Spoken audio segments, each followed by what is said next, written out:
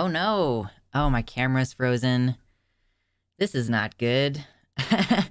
So here's the thing, everybody. I just recently set...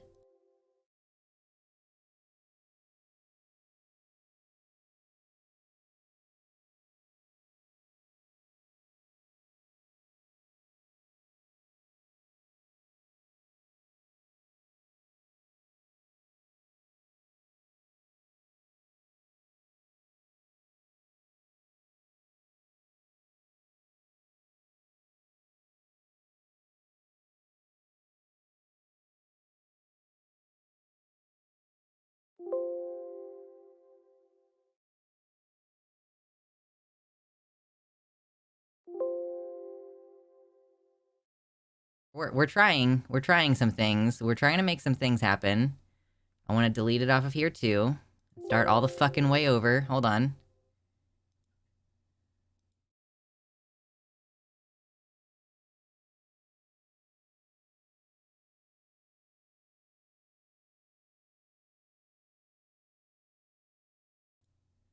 Dude, I'm so butthurt. Like, I can't even tell you how butthurt I am at the fact that this is being stupid.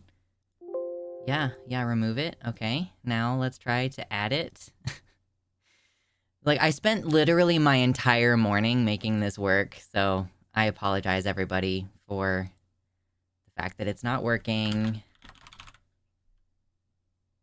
At least 3 butthurt. So butthurt. Okay. Camera? Ah, there it is. Okay, holy shit. I was so mad. Okay. And it looks like it's looking pretty good. Everything's looking pretty smooth, so let's put this where it goes. You go all the way down there. Okay, good. Gorge. Beautiful. Now the problem is that I now have to set this up again, which I spent the time doing earlier. Okay, we're getting closer, though. So everybody, Merry Transmas. I hope that you are ready for some joy. Okay, are you ready? Are you ready for some joy? I don't know.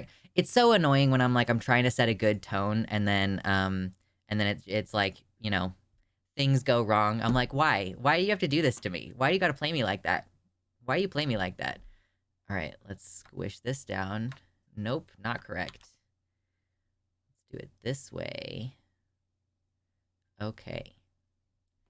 I'm just trying to make some stuff fit where it's supposed to go, okay? So, I am not doing anything family related this holiday. Are you guys doing anything family related? I just decided, yeah, like family, like I'll stay home and do my family stuff at home. But as far as, you know, going anywhere, girl, that's not happening. So, ooh, okay, that's fine. If I go up on my knees, I'll be a little bit out of frame. So maybe I need to shimmy that back down a little bit.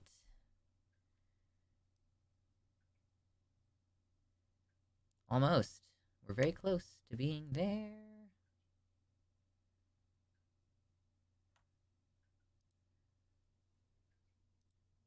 Okay, I think that that's just... Hey, look at us. Look at us. Getting things figured out. Okay. Well, I think that that just about does it for getting the stream set up. So, yes! We wish you a Merry Transmas and an NB New Year. True. Oh my gosh, there's so many people over in the YouTube chat. If you don't know YouTube chat, this over here is my website chat. So if you're chilling on YouTube, that's fine. But if you want to come over to the website, I pay like a little bit more attention to that chat. We've got custom emojis.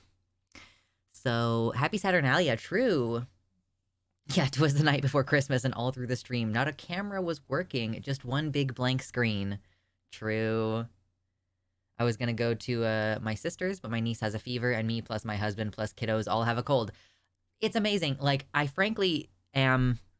Like, I think that everybody has something right now, it seems like. You know, we've got... Like, some of my family is... They've postponed their Christmas get-together because of sickness. And then, like, my stepmom is taking antibiotics right now because of some kind of respiratory thing.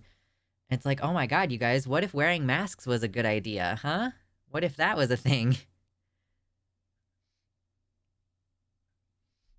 I'm gonna be trying to reschedule, right, yeah.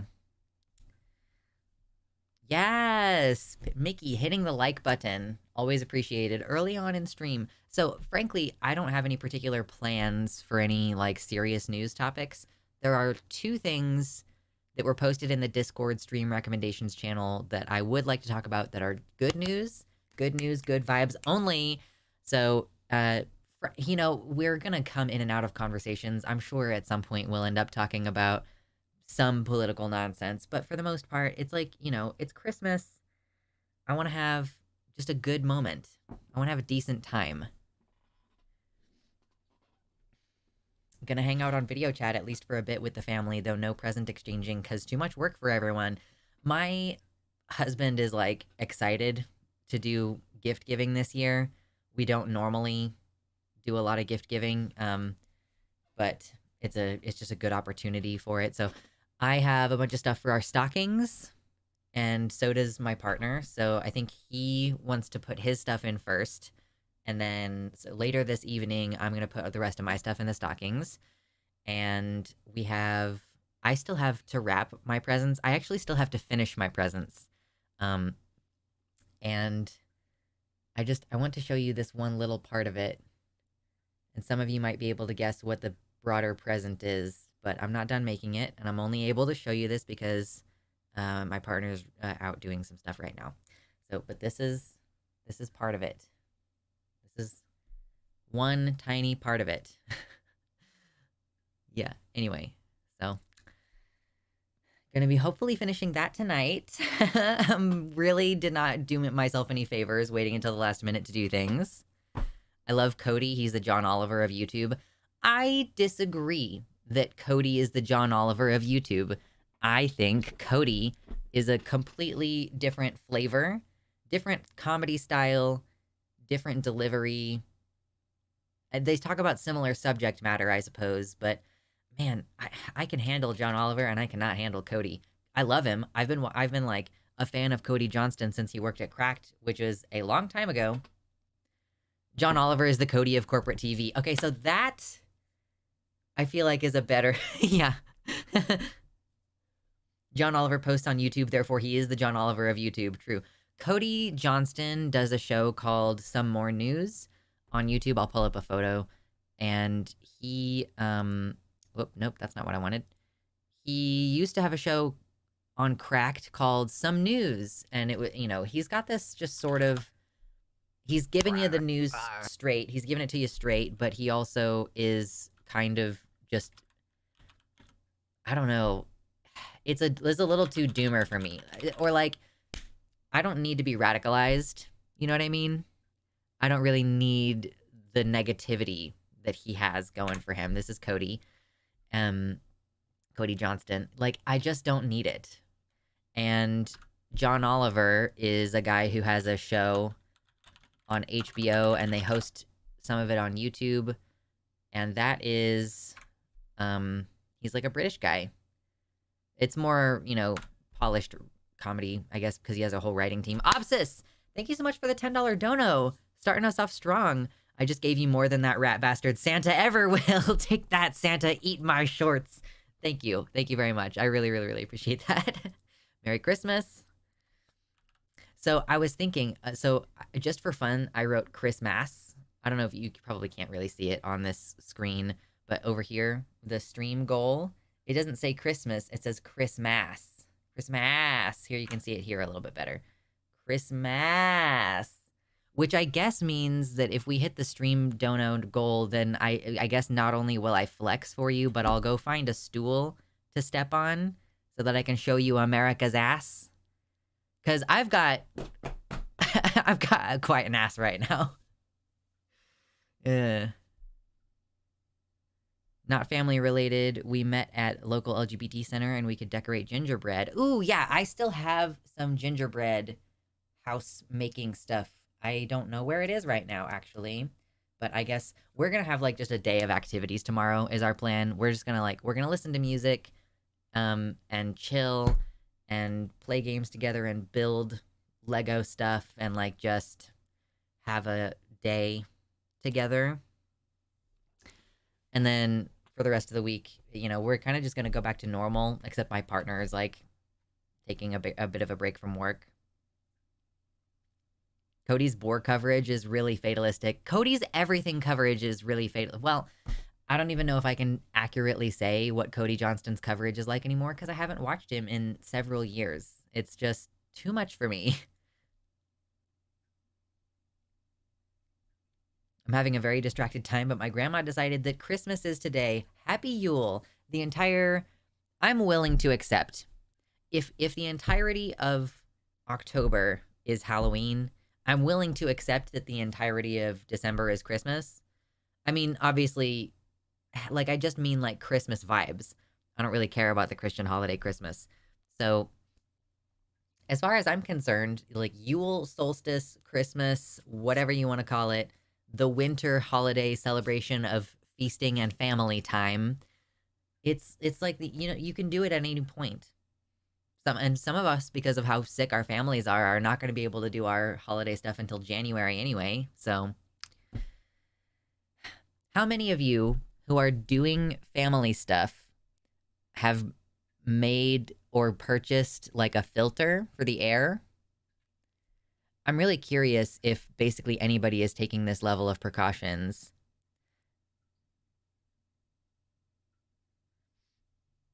Like, I really doubt that anybody is wearing a mask at Christmas because y'all have to eat, eating is a big part of it.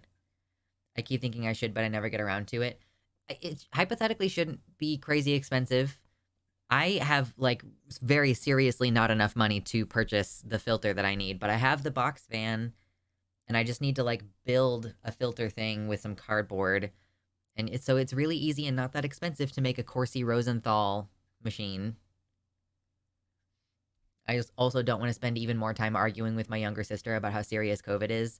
Yeah, so it's like it's interesting, we're burned out about the whole arguing with people about COVID thing, but like, I think that we all do different things about that. I think some people are like, yeah, I'm just gonna go anyway and not argue. And I don't want to argue in the first place. It's not like I'm burned out on arguing because I've been trying to convince my family for years to take it seriously. I don't try because I know better. So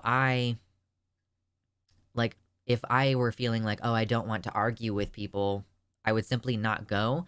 But if I were going anyway, and I didn't want to argue, I think that I would just bring the fans. Like, I would just bring my Corsi Rosenthal filters and open a window while I'm there, Like, I think that's just what I would do. I've been playing BitLife, and they now have transition options and pronouns. No sexuality other than gay, straight, and bi, though. I mean, if bi... I don't know. That's interesting. I don't know how they apply the rules in the game, so I don't really know why you would need more than those three for the purposes of game mechanics.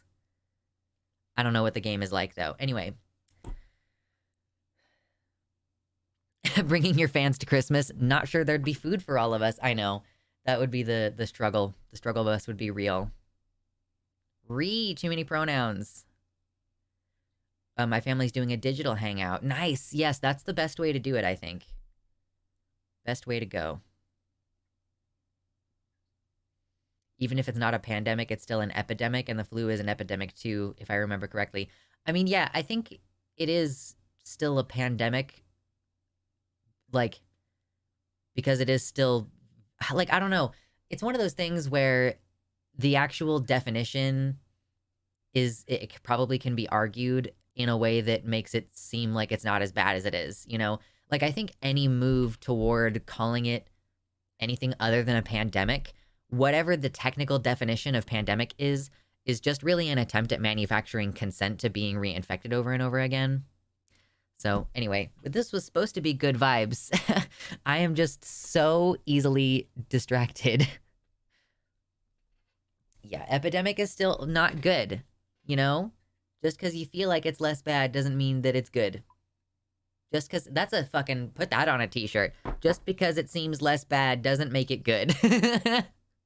Ridiculous. Anyhoozle, I'm very much not ace Wait, what are you talking about aceness? Oh, sorry, you're talking about your game again. BitLife.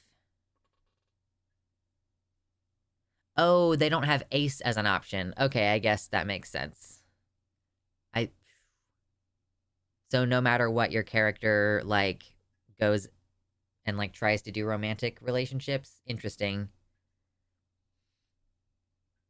Yeah, Violet, that thing about HRT is in the, it's in the list. Those are, like, one of the two things. Mama posted something positive, and Violet posted something positive in the Streamrex channel on the Discord, and so I will be looking at those two news items later on. I don't know, we're just gonna make shit up between now and then.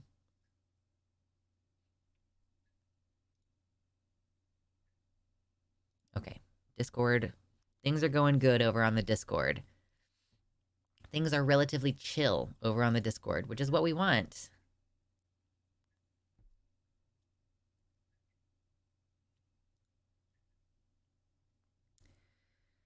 Anyway, so yeah, so we have the, not just Christmas, but the New Year coming up also. Are y'all the kind of people who do resolutions? I don't really think about resolutions that much. It's just, I tend to do something like a resolution thing at, like, other times of the year. Like 3 months ago, I bought a planner, which is on my desk, and I have the, I'm like, oh, I really want to get organized and do all these things. Personally, I think it is more endemic now. But what does that mean? Like, is the difference between pandemic and endemic just like we stopped treating it like it's an emergency? Because then, sure, I guess, like, if part of the definition is, like, what we consider normal, like, we consider this amount of death and shit normal now, like, or, like, it's only a pandemic while it's new, it can be just as deadly and disabling and just no longer new anymore. Okay, so it is just, like, whether we treat it like it's normal, but it is causing so much suffering and degradation of quality of life that, like, I think, like, endemic sort of implies people are overwhelming majority, like, fine after having this illness. But and, like, also, I don't know, it's whatever. You just catch it 8 million fucking times. I've always enjoyed picking out my diaries and calendars for the new year. Ooh, yes, it gives you, like, a sense of optimism. So, thank God someone in chat pointed out that, like, a bunch of people are gonna go to the gym in January, because I think I might go a little bit next week, or, like, I guess this upcoming week, I might go to the gym a little bit, and then I'm just not gonna go for the entirety of January, because God bless all you people with your New Year's resolutions to, like, better yourselves physically, but holy fuck do I not want to be around you people at the gym. Venusian says, my New Year's resolution is to become worse at a slower rate than usual. That makes perfect sense to me. Listen, that sounds amazing. Basically, it isn't going away. I really hate that this is the world that we live in, because literally, you just, like, if literally everybody just wore a mask and would shut the fuck up about it, we could make not only COVID, but, like, probably most other viral diseases that cause serious post-viral complications. Like, we could just get rid of all of them. I hate this planet. Like, I'm just planning to become an aggressive hermit. That's my plan.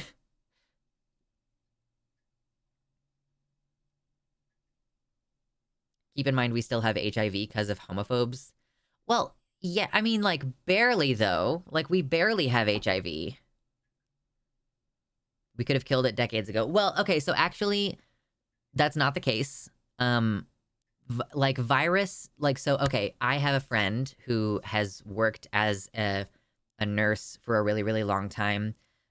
She, like, treats HIV positive patients and, like, other high-risk patients.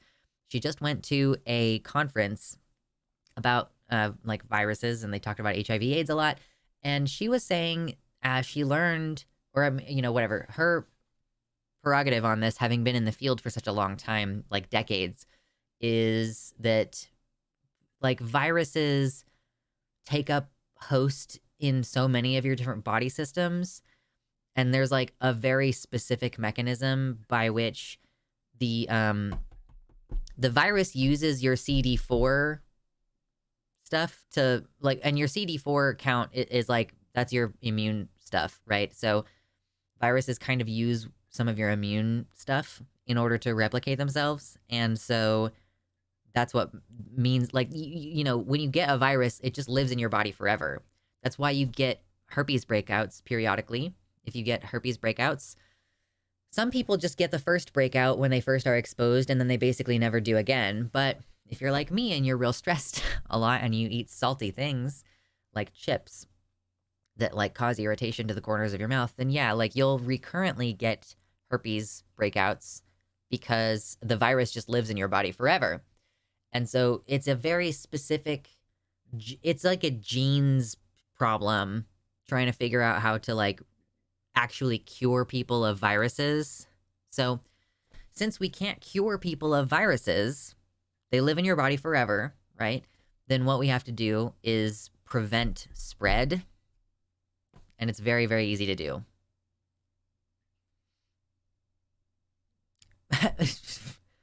Wait, hold on.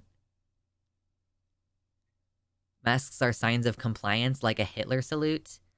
It's crazy how the government is not asking you to mask, and no businesses are requiring you to mask, and most people are not masking, and yet, like, so like, what I'm trying to say is, people who are still masking are a very, like, statistically a minority who have no power, and so it's like, why, who am I complying to?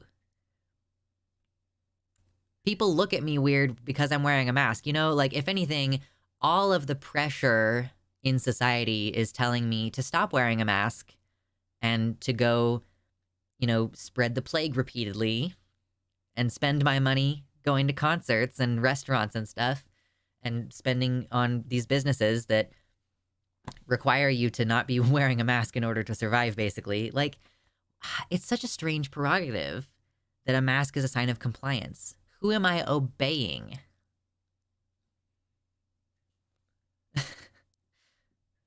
It's the same way they blame trans people existing on Nazis when Nazis were famously genociding trans people. Right, yeah. Like, oh, this experimentation on children is just like Mengele. All right, go. All right. I'm grateful for free PrEP in my province. Yeah, you know, we've got these preventative antivirals, and it's not just preventative, but it's just an antiviral anyway. So it, you know, I take a daily antiviral for my herpes because I was annoyed at how often I was getting herpes outbreaks and the fact that I couldn't do oral sex whenever I wanted to. So I take an antiviral every day. I know, Violet. Yeah, the chat is very strange in what it chooses to censor. Just don't get the T virus or the G virus. Which one is the G virus? I just rewatched Resident Evil, so I know what the T virus is. Oh, that's fucking annoying. I got free PrEP when I had no insurance, but then I did get insurance and became ineligible for the free PrEP, so now it costs me $35 a month. Insurance is such a rag, dude. There's a reason why I don't have any. I got the E virus and I am growing fat titties. Listen. Ursa just got a final rabies shot? Why? Oh gosh. Merry Transmas, everybody. By the way, hit the like button. Much appreciated. If you're on the YouTube chat, consider hopping over to the website. Should be one of the top links in the description. We've got custom emojis. And a chat that I pay slightly more attention to.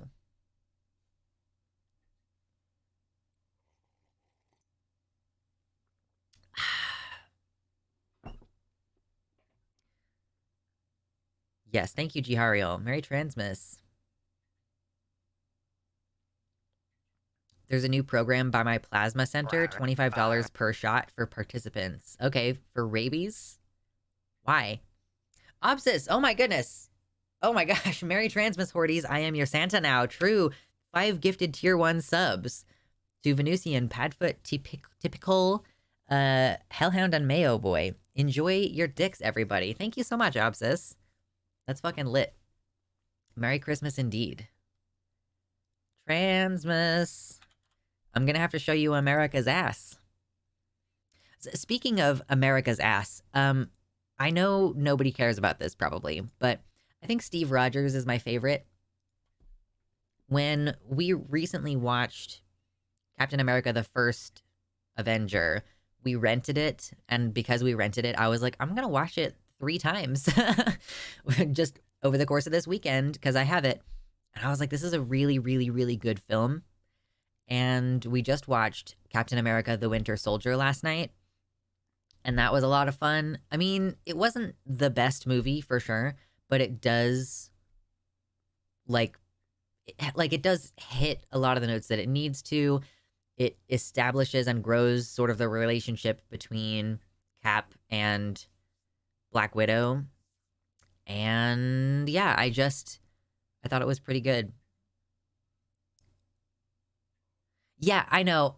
Listen, yes. I just did a whole overhaul of my system and reinstalled Windows. So on the list of things that I need to do is finish updating the icons and stuff for my website. But I literally had to reinstall Windows and all of my programs this weekend. So we're going to add the emoji that Typical made, which is, it's a pussy emoji to go along with the dicks emoji. And it is on my list. I just am having a hard time getting everything done. Adding pussy is a great idea. It truly is. Hell yeah. I thought Xmas is the day we all go on Twitter and shitpost to clog the servers in an attempt to get the website down. I don't plan on being on Twitter at all tomorrow. In fact, I haven't been on Twitter at all since I reinstalled Windows yesterday. And, I just don't want to sign back in. No, I keep thinking, oh, I should go to Twitter. And then I go, do you really want to do that? Because it would require me to log in and everything. After that, we need null and PPV. PPV is, wait, what? PPV? Peritoneal pull-through? PPV, it's the same thing as pussy. It doesn't matter.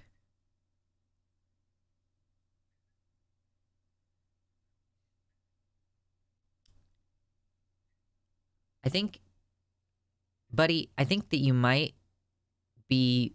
There's a guy in YouTube chat. This is the second time this has happened, where we have a weirdo in YouTube chat this week. It's starting to happen. Covering Nominal Naomi is what did it, I guess. I'm gonna roll with that. I covered Nominal Naomi's debate, and maybe it's also that I've been posting so many shorts, which are breaking out into a mainstream audience, because, this is the second weirdo we've had show up in the chat this week. This person said, if mask is not a compliance thing when people are against masks, then Hitler salute is not Nazism when Hitler has been dead so many years. How do you even go into the fact that these are 2 completely different things? Who was the first time? Dilbert, it was you, baby. You know it was you. You don't need to ask. Oh, I didn't know you were going to be here.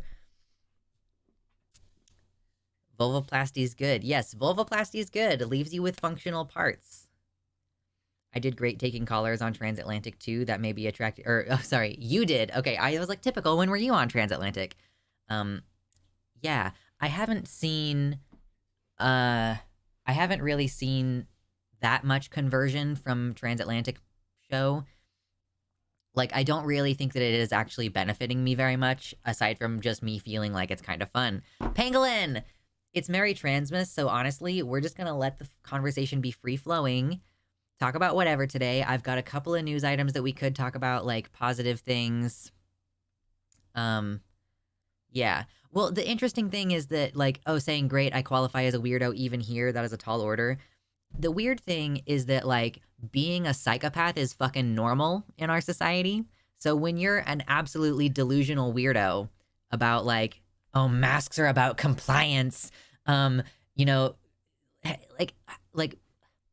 compliance is a different thing from Nazism, because compliance means doing what you're told, right? So it's like it would, I guess, have been compliant to wear a mask when they were required, right?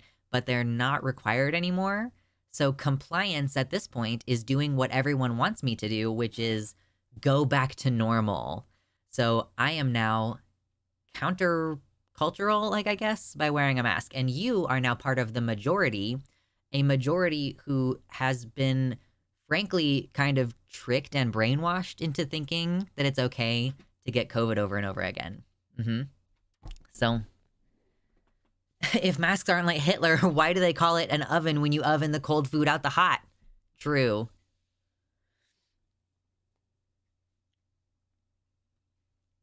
Glass of wine with your bath? Ooh. I haven't had wine in a very long time, actually, just now that I'm thinking about it.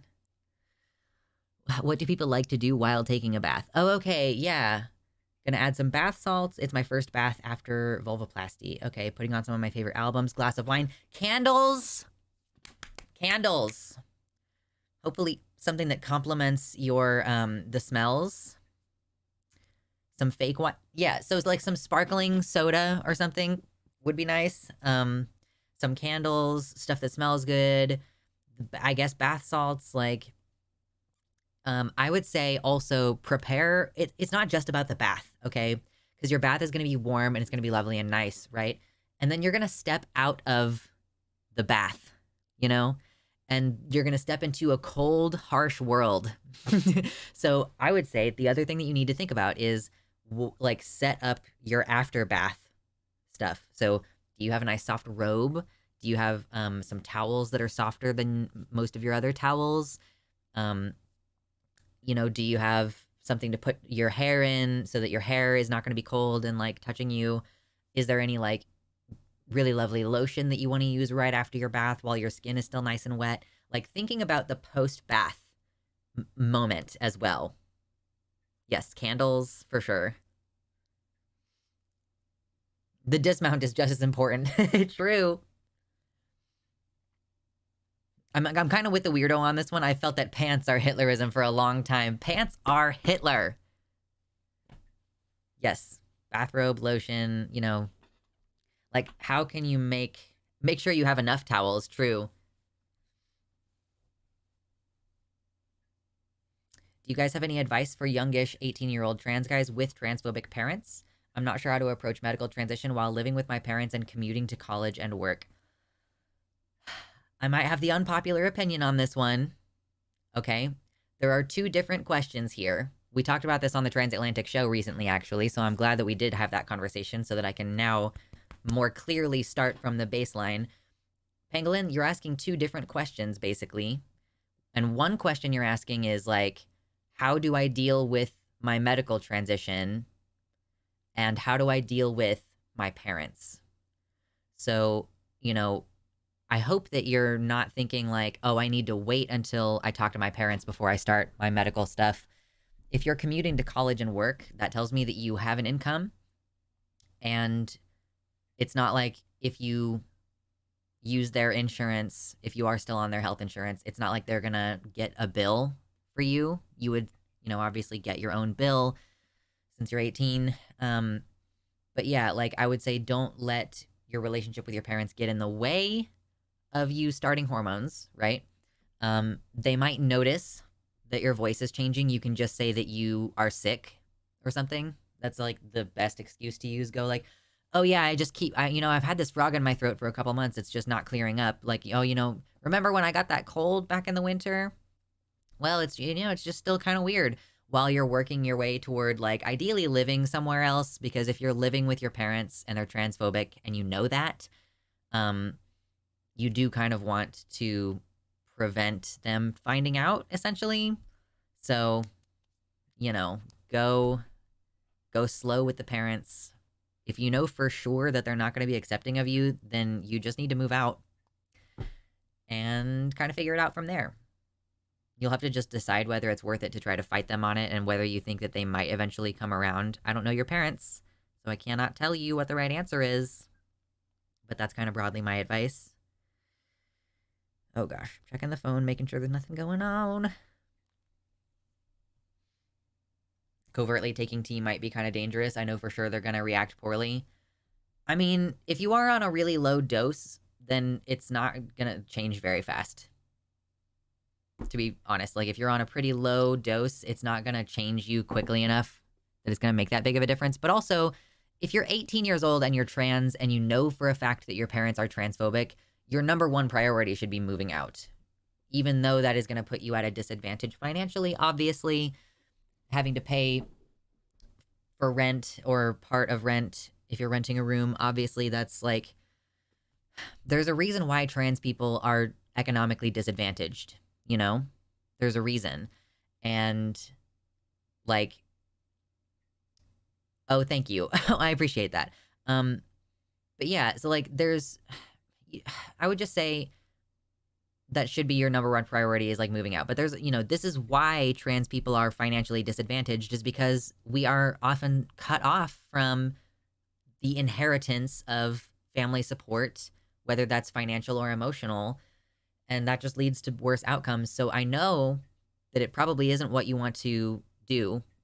If your parents are supporting you financially, obviously, like you have to make that trade-off of, when are you going to start hormones? And like, when are you going to actually start living your life as yourself, being open and out? Because you also are going to have to worry about like bringing friends home. Are your friends going to actually like accidentally use the wrong pronoun in front of your parents? Like, are they going to accidentally use the wrong name? If you bring your queer friends home, like, can you even bring your queer friends home? Or would your parents be transphobic toward them? Anyway, like, obviously it's going to put you back a little bit if you move out now, like sooner than later. But I would say you don't want to risk them finding out before you're ready to move out. Does that make sense? Like, you don't want to risk them going through your phone or, yeah, like outing you in some way before you're ready. So like start saving up your money to move out now. Don't give up family for HRT. It's not even a fair trade-off. It's not a fair trade-off, Dilbert. And the problem is that we aren't the ones who are making that choice. Our parents are the ones making that choice. If our parents reject us for starting hormones, it's not us choosing hormones over our parents. That's our parents choosing transphobia over their children,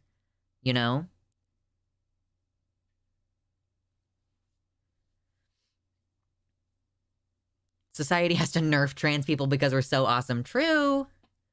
Hello, Charlotte. Singing has helped me maintain a higher resonance.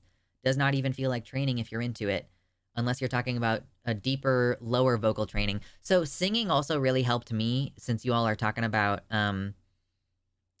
vocal training in the chat. Singing also helps for men as well, like trans men. It's like one of the things that helps me train my voice down is singing country music deep men voices, What's up, Miss Seaside Hill Granny? How would you like anyone you love lying to you? You wouldn't? Yeah, the thing is that I wouldn't put my child in a position where they know that if they are truthful with me, then I will reject them and kick them out of my house. That's the difference. Like, the dynamic here is like parents creating a toxic environment. Like, if a parent is transphobic and their kid is trans, then the parent is doing something wrong to the child and has already damaged the relationship with them, whether they know it or not. So if you lose the relationship, if your kid decides to cut you off because you're transphobic, that's because you as the parent damaged the relationship in a way that the trans person is not obligated to try to repair because you did the damage. You would need to apologize.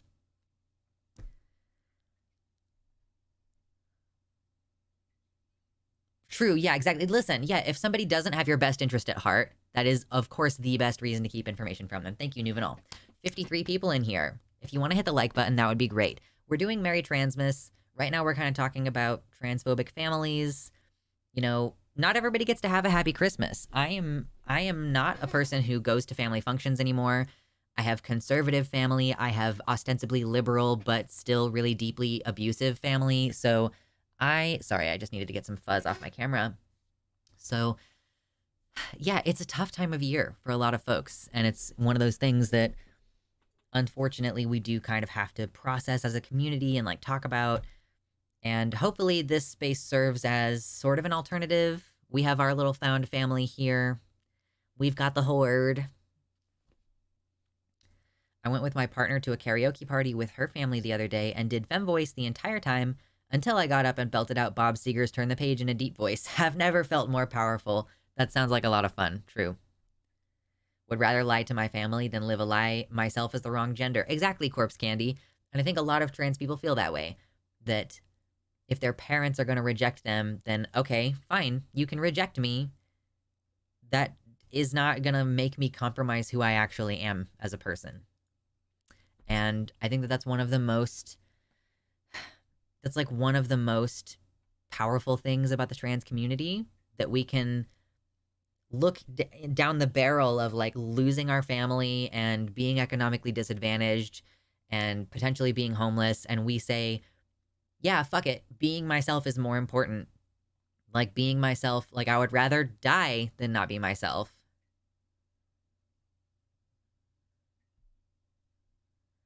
I bought my own Xmas presents. True. I cannot afford to buy myself anything right now. I would really love to I have a kid. I adopted my younger sibling. I have a kid, okay? And like, again, I would simply not put my kid in a position where they know that they need to lie to me in order to preserve the relationship. Like, that's a fucked up situation to put your kid in, you know? Added a couple more positive stories to the stream, Rex. One of them is about the benefits of vocal fold training. Vocal fold training. I'm guessing that that is something very specific. Dilbert. Okay, here's the thing. Is that I already set this boundary with you, so now you're gone forever.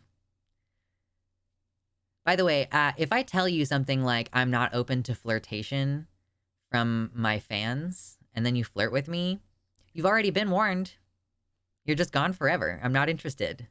I'm fucking married, you guys. Like, and even if I wasn't married, that would be wildly inappropriate. What did Dilbert do? So Dilbert was like, oh, when you have a kid, you'll feel differently. And then I said, I am an adoptive parent. And he said, oh, do you want another one?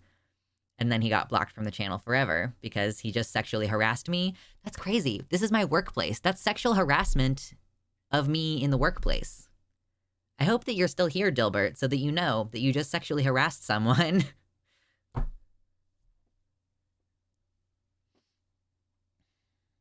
Anyway, we don't have to deal with him anymore, because I didn't just mute him temporarily. I blocked him forever, so we don't ever have to listen to him again.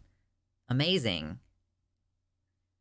All my hordes hate Dilbert. Drew! I'm surprised he came back after last time. The thing is, that these people... I think that honestly, like, maybe he was a little bit into the humiliation aspect of it, because I don't really know why he would have come back either. What's up, Atreyu again? Happy Transmas.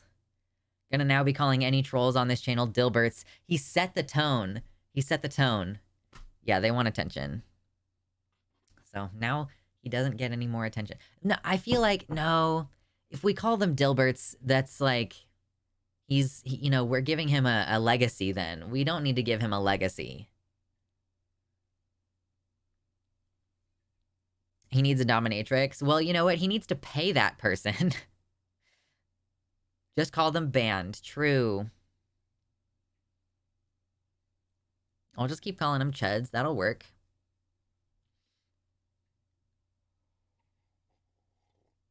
I still got some coffee. Delicious. I'm thinking I'm going to make Vossel tomorrow for the second time this year. Maybe a little bit less spiced this time. And that's going to be delicious. I'm looking forward to it. I want attention, but I'm not an asshole because of it. True. Troll be gone. Yeah, I need some spray. Troll be gone.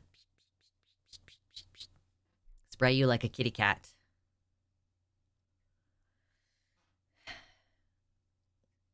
I'm writing in both chats and confusing myself. No.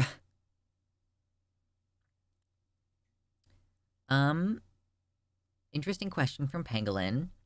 Do you trust cis people to get gender-affirming surgeries for exclusively cosmetic purposes? Like, I feel like a lot of cis women wouldn't mind a double mastectomy for pure convenience. Um, well, okay, so do I trust cis people?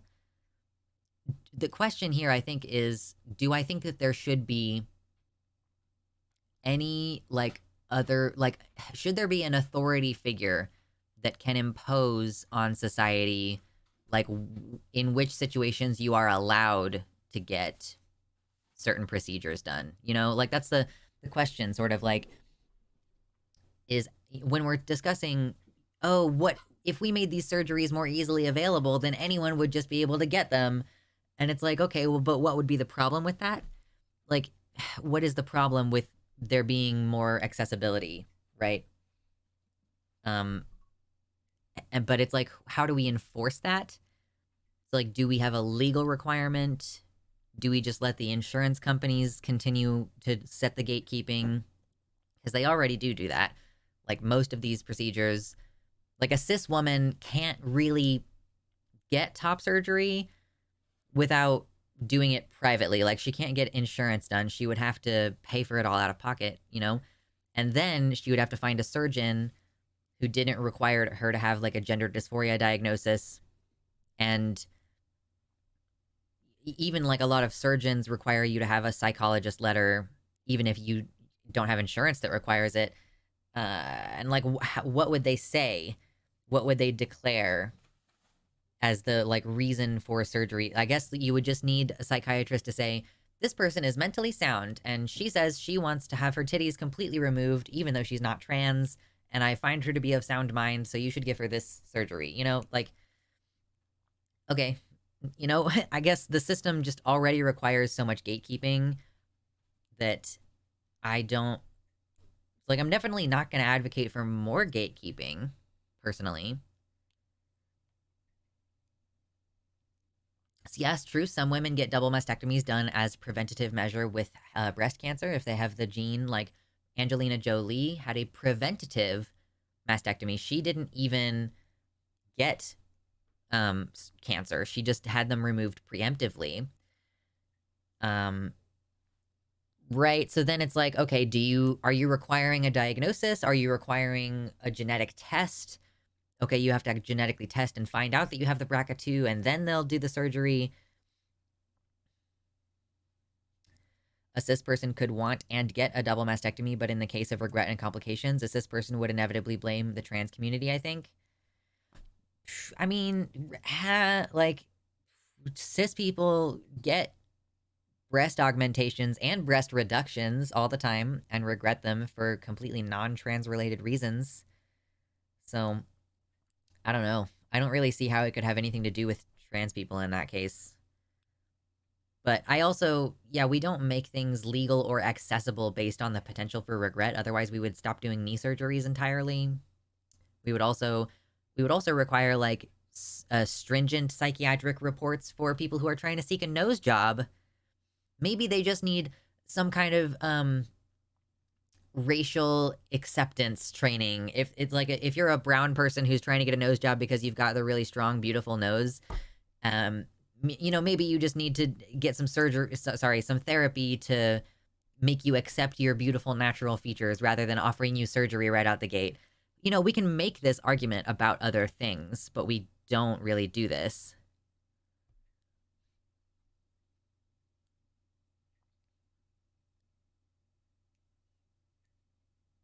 Hello, Sky Umi, welcome in. Tattoos would not exist, right? Hello, Kitty. I've been listening to streams since it started, but was away from home base and now ready to chat. Fuck Dilbert, true. Mary, Transmas. Make marriage illegal because some people regret it, true. Make childbirth illegal because many people regret it.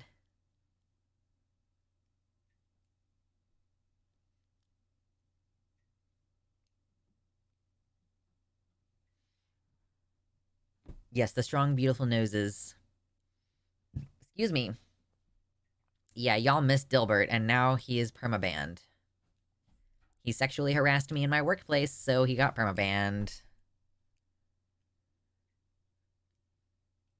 Yeah, oh, you want a nose job? Let's get you a full-scale lobotomy because of that hysteria. When I was strongly convincing myself I was cis when I was younger, I considered trying to get bottom surgery, the reason being that I was playing soccer and wanted to stop getting racked. um, now I just want bottom surgery because, yeah, it needs to happen. Listen, it's hard like a hard moment to acknowledge that you want surgery. I realized that I didn't want top surgery, and then I'm like, yeah, like, I do kind of want a dick, though. Like, I do kind of a lot want a dick, but I also am realizing that I don't know if this is feasible. Like, not, I mean, like, I want to buy a house so that I can survive the apocalypse. And the other thing is, like, you know, it's gonna be a thing that requires ongoing medical care. And so again, if we lose access to medical care, if there's like lack of access to any of the stuff that's required to make surgery happen, because okay, here's a little fun moment. Here we're gonna do a little bit of moment education about phalloplasty because we don't talk about it very much lately, but it was one of the things that I became famous for. So if you are having a penis installed, if you're doing the kind of thing where you get like a skin graft off of somewhere else and then you build a penis, right? Then it kind of is just floppy at first. And then later, in a different procedure, they put in an erectile device, which also cis men get. The reason why they exist in the first place is because there are cis men who their dick don't get hard and like medication for some reason isn't working or they can't take it. And so they just like have a thing put in their paper that keeps it hard or makes it get hard basically through the use of either saline or like a semi-rigid rod that's just all the way like that, like all the time. And that thing, the erectile device, it needs to be replaced like every 10 years. So what would you do if you have phalloplasty and you have your erectile implant and society earnestly collapses? Like, what do you do? Or breasts, like silicone implants. What do you do if there's not really like access to medical care? Like, I really doubt that anyone in Palestine has breast implants, but for example, in a situation where you have like massive, like widespread infrastructure failure, and it's not, obviously it's also more for disability reasons that kind of collapse is an issue because, oh, if you're a child who has a prosthetic leg and you're growing and you can't get a replacement, that's obviously a medical problem. You know what I mean? Like, but even with this trans people body augmentation stuff, thoughts on Scott Nugent? Who is that? I don't know who that is, Pangolin. Scott Nugent. Okay. Yeah, we need to get this body swap part. Like, yeah, let's just hot swap the body parts. This is what we need. We need plug and play. I wish to transcend my humanity, please. There was a women's bathroom that's right by the Gulf of Mexico. Oh no. Nope, no clogs.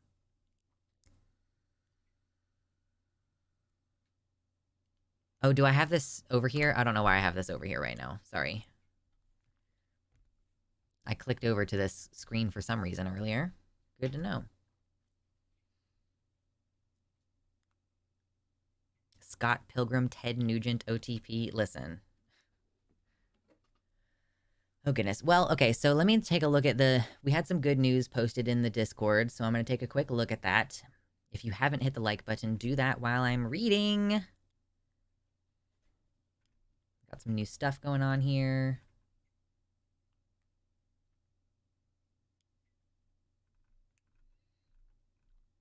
Okay, I'm scrolling. There was some fun stuff.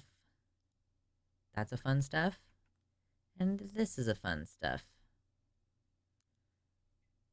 I don't really need to watch that video, I guess.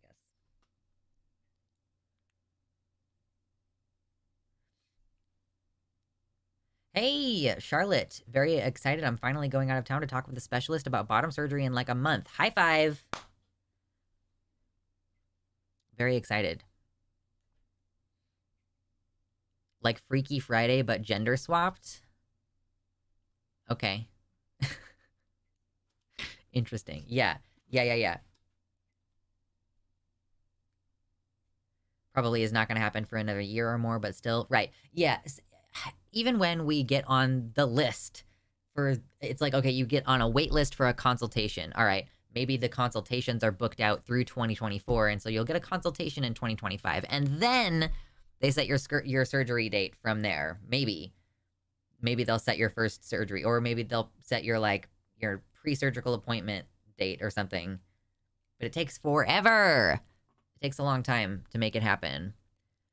It's like, I feel bad for messaging Xander Hall while he was in the middle of dealing with a bunch of other stuff. I didn't know what else was going on at the time, but Xander Hall posted about how, oh, of course you need a gender dysphoria diagnosis to get bottom surgery. Of course, that just makes perfect sense. It's like the simple fact of the waiting of it all, the simple fact that you have to wait is, I think, enough of a deterrent. Like, for anyone who might be semi-unsure, I just don't know why you would feel the need for there to be, like, a psychologist involved. That's always the question about, do you need gender dysphoria, quote unquote, to be trans or to get the surgery or whatever? Like, you're basically saying, like, someone needs to sign off on my brain that I need this. It's so strange. I had GRS 20 years ago, so my knowledge of it is outdated and needed diagnosis back then under DSM-4. Yeah. Welcome to the website, by the way, Calacia. Thoughts on GenSpect? GenSpect is a turf org, I think. I don't know the details, though. Waiting/consultation is a good thing, IMO. I think it's good to take the time to consider what you want. And so, yeah, the fact that this is a specialty surgery that doesn't have a huge number of providers, and we have a huge number of providers in the US compared to, like, the UK, for example. YouTube person, no worries. Welcome to the website. We appreciate you. I had an inkling that I wanted to do this surgery like 2 years ago, but only now made the appointment like 2 months ago. Think about it for a long time. Spend time researching, learning about stuff.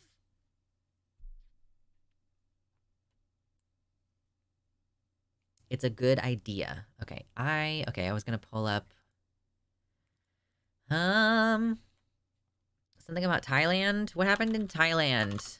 Something happened in Thailand. So, where is my Discord notes? Here we go. Thailand moves closer toward marriage equality. Oh, same-sex marriage. Nice.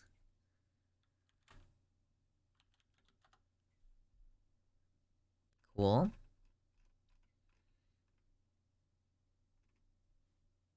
Some vocal training stuff.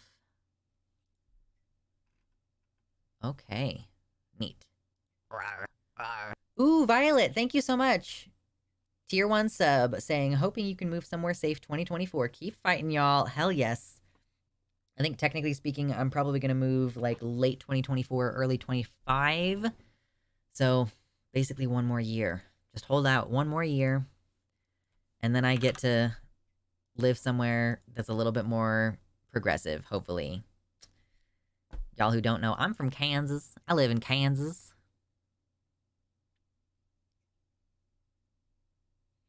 The psychologist may be more useful to rule out other things. Like, I know Savvy Wright's books only had chest dysphoria, so it was better for her to talk to a therapist. I think there's, right, like, talking to a therapist to help clarify what you want can be helpful if you're unsure. What I think is insulting is when folks are like, you need to see a therapist even though you are really, really sure of what you want. Like, why are we requiring basically mentally sound individuals to be evaluated before we'll allow them to have bodily autonomy? The question that I have.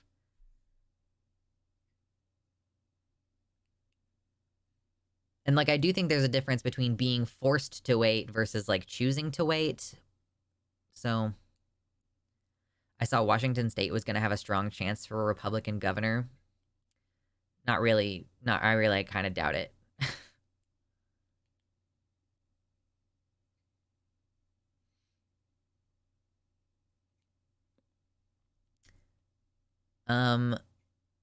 Has any trans guy or guy or masked person opted for fully operational balls. Is that even possible? You don't get fully operational balls. If you get phalloplasty and scrotoplasty, technically there are two different procedures, so you could get one and not the other. I personally am not a fan of bowls, personally. You can get silicone ones, or if you have like the inflatable erectile implant, then one of the balls is like the little pump thing. What's up, gay fish? Greetings, fellow homosexualists. True. Calacia says, I'm in Washington. No chance for a Republican governor, in my opinion. Have raver balls. Yeah, I want my balls to have, like, you know those sneakers when you would walk in the sneakers and the sneakers would like light up? That's what I want. So if I'm like running and the balls are smacking around, they're clacking together. They're going like, and then they're like turning colors. You can also tattoo yourself with glow-in-the-dark ink. So actually, here's the thing about glow-in-the-dark ink that you really need to know. Don't ever use it. Don't ever, ever, ever use glow-in-the-dark ink. Don't ever do it. Don't ever, ever, ever do it. Okay? I researched this because it's really fascinating. And I love the idea of being bioluminescent. But, none of the reputable companies make glow-in-the-dark ink, right? They are only made by, like, weird companies. And they separate actively, like, while the artist is doing your tattoo, the ink wants to like separate, and so when you actually do the tattoo, it's really easy for it to end up with like globs of area where there is like glow ink and blobs where there just isn't any. It basically just doesn't take, and then it stops glowing like within 6 months usually. Like your body breaks it down. It's not a very long lasting ink, so just don't do it.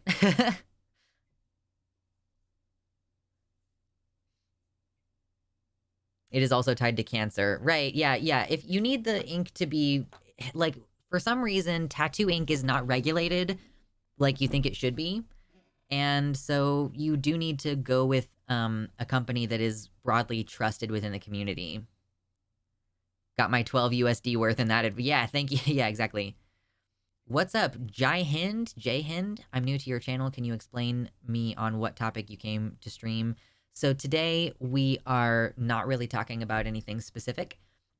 Sometimes we will have like a plan, but today is just sort of free form talking about transgender related issues, and we are enjoying it and talking about Christmas stuff a little bit and all kinds of stuff. Saved me years of pain. Yeah.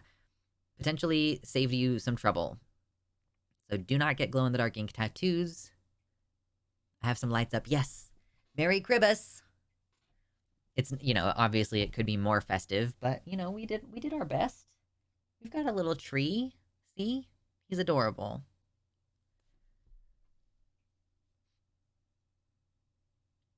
I really wonder about people who call themselves transsexual, deny NB existence, and say things like, sorry, no dysphoria, you're not trans.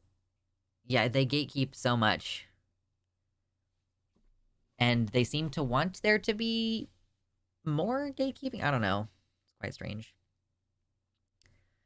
I have a light-up toy duck that starts flashing and glowing when you shake it. Just put those in there. I would like to have rubber ducky-shaped balls. I have not tried Noida. I've heard of it. I don't know that it's on my list. I haven't gotten Steam reinstalled on my computer since I reinstalled Windows this week.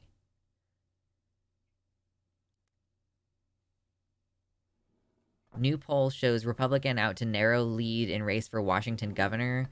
It's still more than a year out from, so there's also that. Like, it's a year out.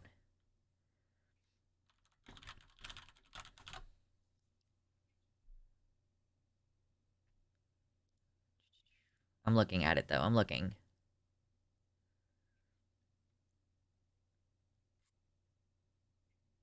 Rave, rubber ducky, you're the one. My balls would have to come with an epilepsy warning. True. I'd have to put an epilepsy warning on my Tinder profile.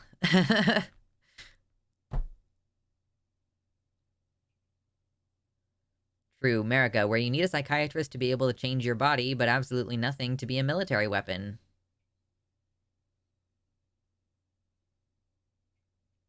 No worries, Spiral. I'm not too... I mean, yeah, like, I have very little money, but if you have very little money, I'm not expecting you to give me some of your very little money. I dropped some money on a streamer who got COVID. Yeah, that's a fucking bummer. Was it Jack? Riverboat Jack? I saw that she has the crud. When are y'all gonna learn? Merry Christmas. Why do Jeeps have the rubber duckies and our pods have the froggies? I don't know about our pods, but I know that Jeeps... It's just a Jeep community thing. It's like how it's a 3D printer community thing to leave 3D printed dicks on stuff. Like, it just is. I don't know.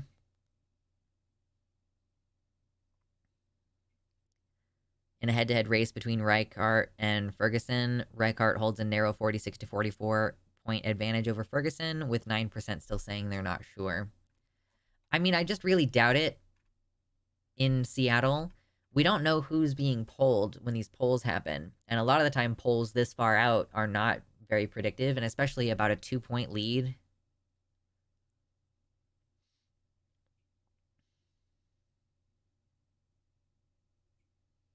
Fun fact, we have German Blair White. It's an uncanny copy spewing the same vile hate, just in Germany. Oh no. Oh my god, you guys. Thank you, Gayfesh, so much for 2 tier 1 subs, gifted to Spiral and Nuvenal. Merry Christmas, here's some money, go see a Star War. Is there a new Star War? I doubt, maybe there's not a new Star War, and that's the joke. And then Mackenzie with the 666, thank you. Gotta drive to Oregon for some ganj before the holiday. Should be back in a couple hours to chat, but if not, happy Transmas. Ooh, enjoy. Violet, I think I might have added yours as a 5 because it doesn't tell me whether you did 3 months or not. So that's 47, and then Gayfesh did 10, so then 57, and then I can do math. And then Mackenzie with the 666. Okay. Hell yeah. Hell yeah, dude. So that'll be 63, 66. I can count. Yay. Cool. Rebel Moon came out, which is Zack Snyder badly doing Star Wars. Oh, that sounds like it's gonna be fun. Oh, I don't know anything about that. Is it a movie too?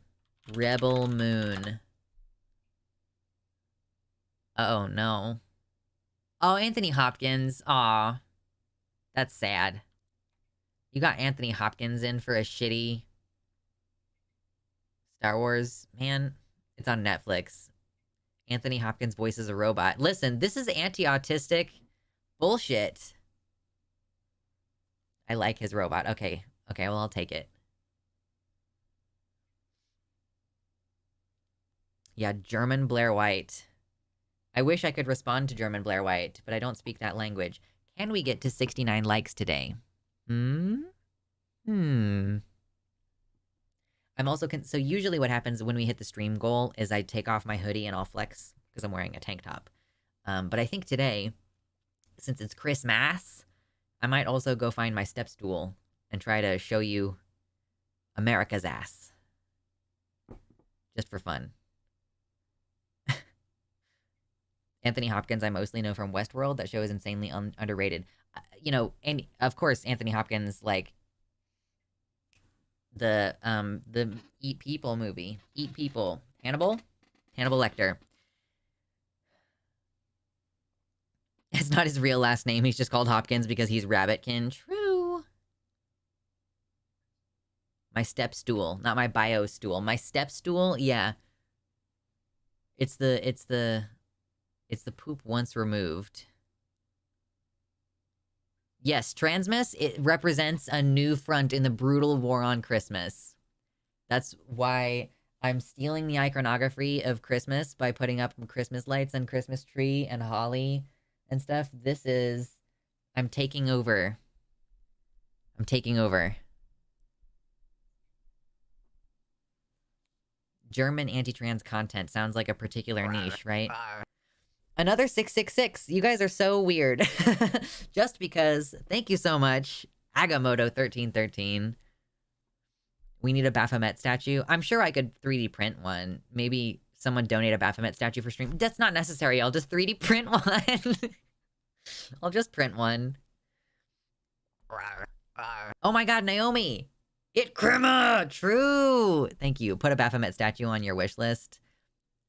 Is there one? Can I go to Amazon and be like, bro, is there Amazon.com? Oh my god, I need to do this math before I'm gonna lose my mind. Okay, I'm actually not gonna try to do the math in my head. I'm now pulling up the calculator. 63. Hold on, come on. Hey.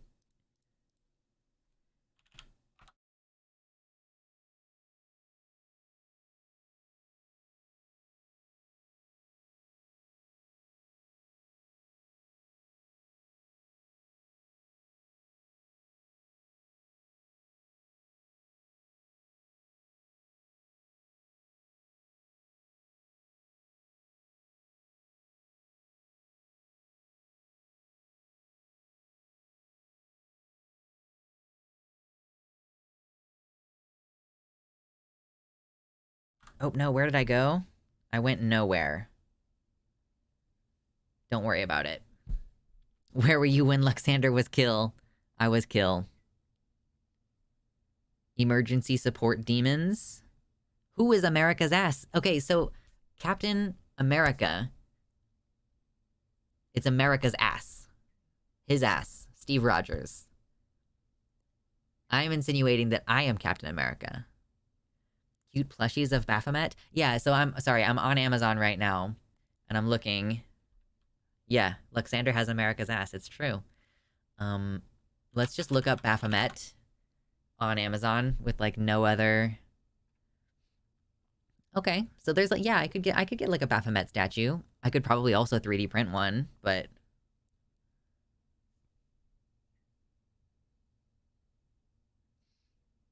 there are plushies of Baphomet at Spencer's.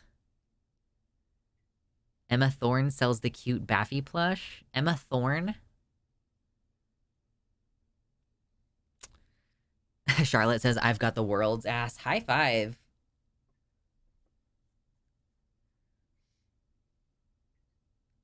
Random question for the trans femmes. Did HRT reduce your appetite? I had my dose raised and now my appetite is suddenly nil.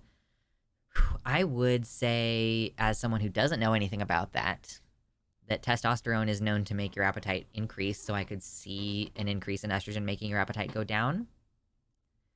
But I also recently started estrogen birth control, and she was like, it might make you gain weight.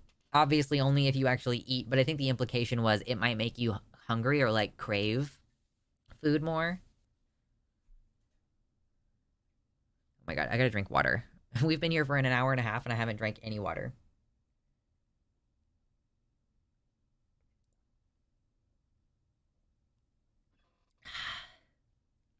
Okay, chat's back. Yeah, you might want to see a doctor if you have a sudden lack of appetite. Emotional support demon. Yeah, I don't know who Emma Thorne is, but I'm glad that you like her and her Baphomet guy. Baphomet guy. Emma Thorne. Baphomet. Plush. Is this what you're referring to? Is this which you are referring? It's pink. I don't want it to be pink. That's not what I would personally want, but I'm so glad for everybody else who's interested. I was not expecting it to be pink. A very merry unbirthday to Baphomet. True. Emma is wholesome. Okay. She's a pretty cool YouTuber. I am completely... how do I just not know who this is at all?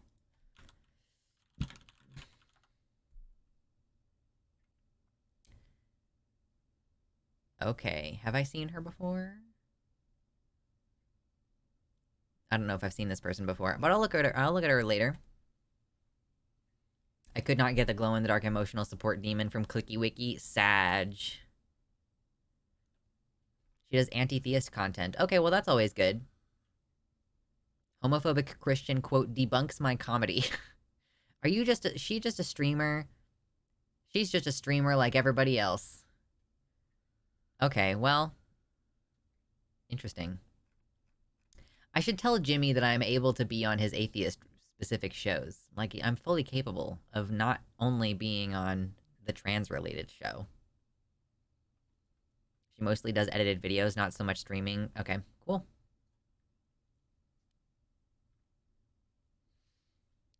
Should get a baffo with trans colors since they say it's the god of transgenderism. Yeah, just like a pink, purple, and white. Real person. Thank you very much for your $4 USD in the YouTube chat. Very much appreciated. Thank you so much. Real person. Giving a real donation. Bringing us up to $79.32. Wow. Wow. Thank you. The Sunday show is the only one I watch besides Takis. Is that the one where Matt is the host? If you show your Baphomet statue, he will finally invite you. I don't know if he thinks that I'm still into the atheist-specific conversation. But it is still fun. But it's hard when you're visibly, like, gender ambiguous. If you try to go and talk about something more general, it will still become about the transness to some degree. Because, first of all, it's a hot-button issue right now. And second of all, I've seen it happen. I remember watching Talk Heathen back in the day, and EJ came on being like, yo, I am a space engineer student. I am learning space engineer things, and I'm here to talk about atheism and science. But because they also happen to be non-binary, every time they came on the show, it ended up being that. Ended up being about that. Yeah, they get trans calls on the religious shows anyway. We'll definitely get more if you're on it. Which I don't mind, necessarily. It's just that it does make it harder to have the atheism conversation because people get so intensely distracted. I have an emotional support demon. I named them Lilith. Nice. Cute. Skeptalk is very good and more science-oriented. They have biology or psychology or whatever experts on to answer nerd questions like a bunch of nerds. Well, I'm definitely not going to be able to get on Skeptalk because I'm not an expert at anything. I started watching the Sunday show because Arden's been on at times. Yeah, Arden goes on, but she also, like, isn't really visibly trans, so I feel like she can exist in a mainstream space and not have to worry about it as much. Out of curiosity for Discord, could I have a violet-colored name, please? The, when you pay for your sub on the website, it is integrated with the Discord, so all the roles in the Discord match the subscription role and, like, mod stuff, so, it's like part of the subscription reward is having the color match on Discord. My mom named her emotional support demon Angel. That's good stuff.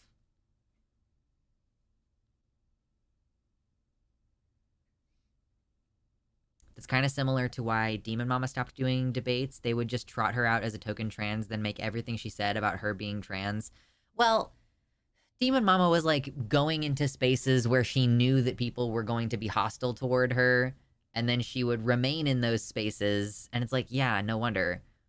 That makes sense. These were people who already, before she even joined the chat, were ready to be hostile toward her.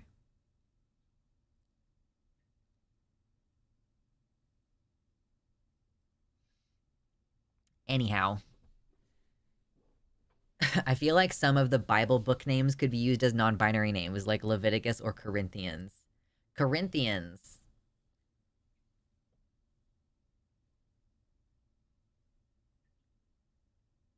We do have lots of Slay the Dragon ready for whenever we do a Slay the Dragon stream. I don't even like that segment. It was a cute idea originally, but I almost just kind of want to delete the channel. Just like, core for short, core. Ko. That works better in other languages. Like, not other languages, other accents. You've got core in English, but if your name was just Ko in a different accent,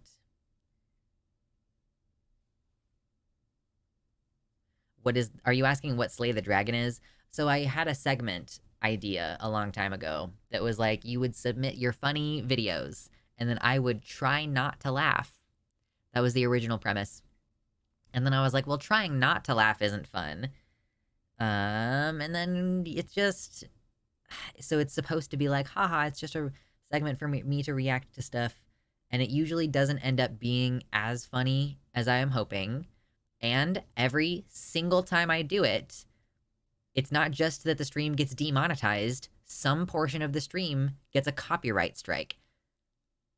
And it's fucking irritating. Like it seems impossible for us to get 100% of the submissions to not have a copyright violation. So it's just not really fun for me to do.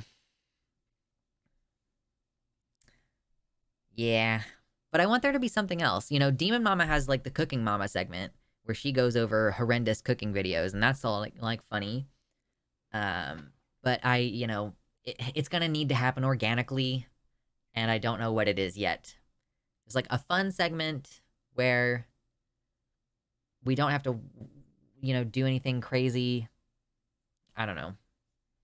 It's so easy for me when I'm having a conversation with you guys for me to just go down like a track of thought that is a heavy subject and not even really notice that I'm doing it because that's what I'm just interested in, That Jubilee shit is annoying. That's the last one I remember going down. Yeah, the Jubilee was... Yeah. It's usually when I'm doing Slay the Dragon, the sections are short enough that it doesn't actually cancel the stream in that way, but it does always manage to, like, shut it down afterward. On my January 1st stream, I'm definitely going to be celebrating Steamboat Willie entering public domain by playing it to get in a staring contest with Content ID. You think, like, how quickly are they going to update it? I just don't understand the audience for Jubilee. It's not spicy enough to be fun, and it's too spicy for mainstreamers. It's just bland AF. Their whole business model is, can we make money off of the harm toward, like, minority groups, essentially. And they are good at it. They keep doing it. Happy holidays, Typical. Thank you for joining us.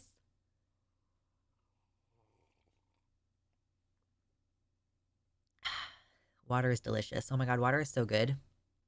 Yeah, thank you, Agamotto. I agree that chill streams, or was it Agamotto who said, yeah, that chill streams like this are a good idea. Cozy streams. Just chill, okay? We're just chilling. It's Merry Transmas. I wanted to wear my Santa hat, but it has Star Wars characters on it, so I decided I actually didn't want to do that. And soon I'm gonna have to start changing out the decorations, because next stream is gonna be after Xmas. Infamous goes through until, like, February sometimes.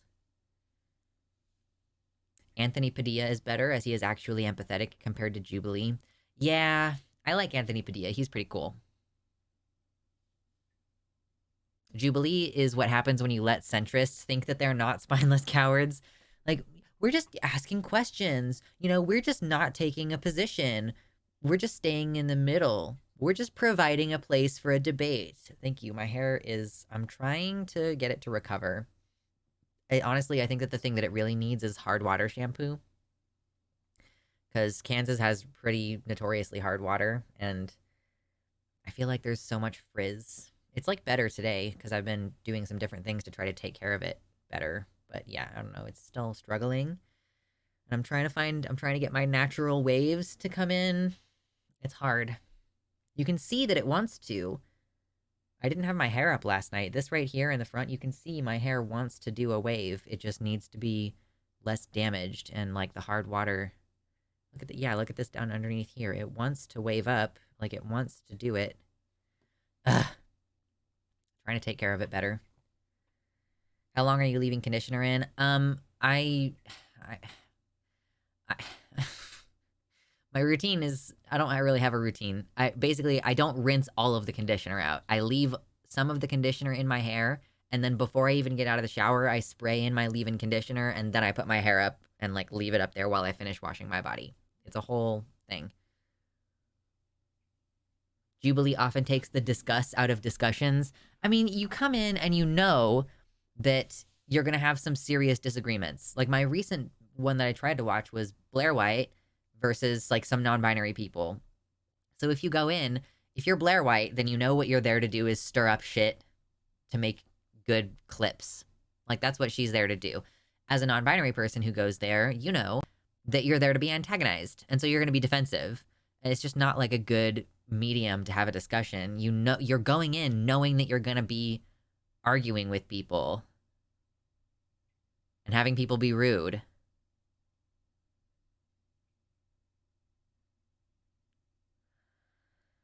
The trick to getting waves is you have to leave conditioner in for 10 minutes. Violet,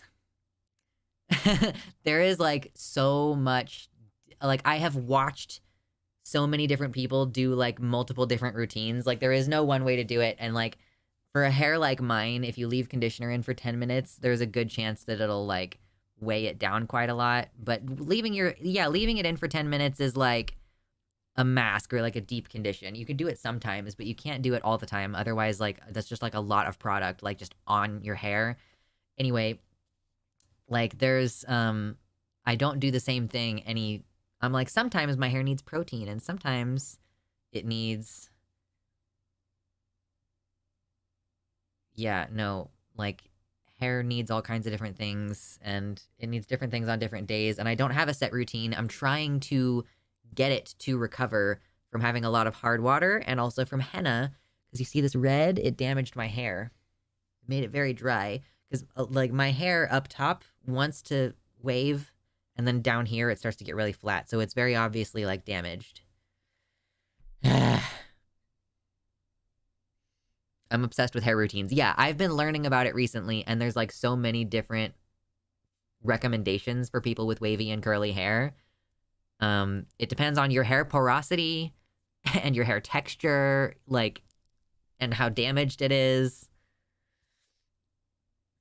Sometimes it needs dicks. True, Darth Gently. Sometimes you just need some cum in your hair, and like that really gives it the moisture. It really, you gotta get you gotta mask. You really make sure you cover all of it and then put it under plastic wrap so it stays wet. And then probably you want to wash it out with like apple cider vinegar. I just oil my hair and wash with hot water a few times a week, maybe once a month with Castile soap. Yeah. I don't think I could only wash my hair once a month. I think that would not be good. Chris's ass. Chrism's ass. But yeah, no, I don't really think that there's a point to doing something like Jubilee. You know, when we had the discussion recently about whether debate is a useful use of your time, like whether is this good praxis? Like, Jubilee is the embodiment of all of the worst and least effective means of doing debate. It's just, it really is only for you to say, oh yeah, that guy who I agree with made a really good point, and like, oh, that guy who disagrees with me is such a fucking idiot. Like that's all they're doing. And they are trying to appeal to both sides. That's why they don't really like have the conversation go on for very long. I'm sure the conversation goes on for longer when you're actually in the space, but they cut it down and they change topics and they're like, okay, we're going to switch topics to a completely different thing now. It's literally, that's all it's for. It's just for you to go, whether you're conservative or liberal is kind of how they tend to frame these things. Despite claiming to be neutral, they are inserting themselves into it through editing. Sure, like whose zingers do you keep in? Which exchanges do you keep in? There is a bias, almost certainly. Has anyone ever walked away from Jubilee debates feeling like they've learned something? I don't know. I should ask Alec, because Alec actually went on Jubilee recently. Hunter Avalone was on one this year, and of course they edited out anything useful. Hunter Avalone is not, like, doesn't seem like a very honest dude. They also have a bias against what the science says since they never have scientists on. Yeah, notice how they never have experts on. They only have people with opinions on. Agamotto, are you... Come on now. With the $20.69. Nice. Done and dusted. Okay.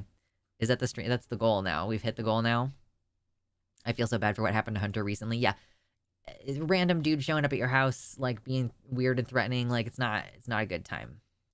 Look at that. We hit 100. We hit 100. 100. Thank you. God bless America. Happy Christmas. It wasn't a random dude. It was his girlfriend's ex. Yeah. I didn't really look into the story. And I was in the middle of doing a different thing. So I'm sorry. I misspoke. Yes. Having the ex show up is very scary shit. And especially because the guy, like unalived in their hallway outside their, or like something like in the entryway outside their house. Like, holy cow. I think we're actually 1 cent off. Yeah, we were 1 cent above. My bad. I messed it up. I goofed it.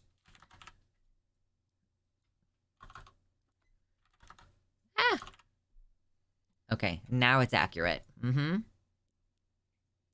Thank you and you're welcome. I'm more excited for flexing personally. Yeah, I don't actually know how I would go about providing America's ass today. Ugh.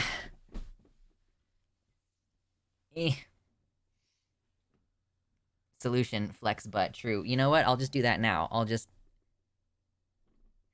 That's America's ass, right there. See how much taller I'm getting? Flex. Butt in sweatpants. So actually, right now, I am wearing, like, fleece leggings, which are really nice and form-fitting, and they're comfy, and they're very warm. What's up, Venusian Blive? You came back just in time for us to hit the stream goal. We did it. Need feet cam to make sure you're not cheating. No feet cam. You guys don't have enough money for that. Yes, cat calls and wolf whistles, truly. Okay, hold on, I need to bring this view screen up so I can actually see myself.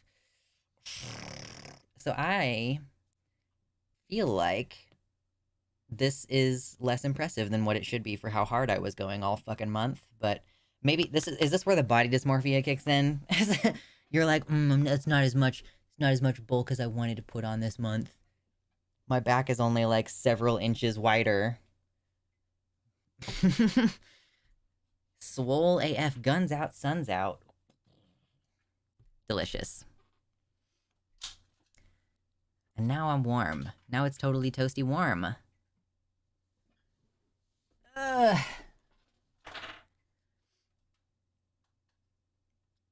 How is it that I just took my sweater off and I'm like warmer than I was before when I was wearing my sweater? This doesn't make any sense. Getting close to swole gym status. I hope. Like, I am not going to be in the gym at all in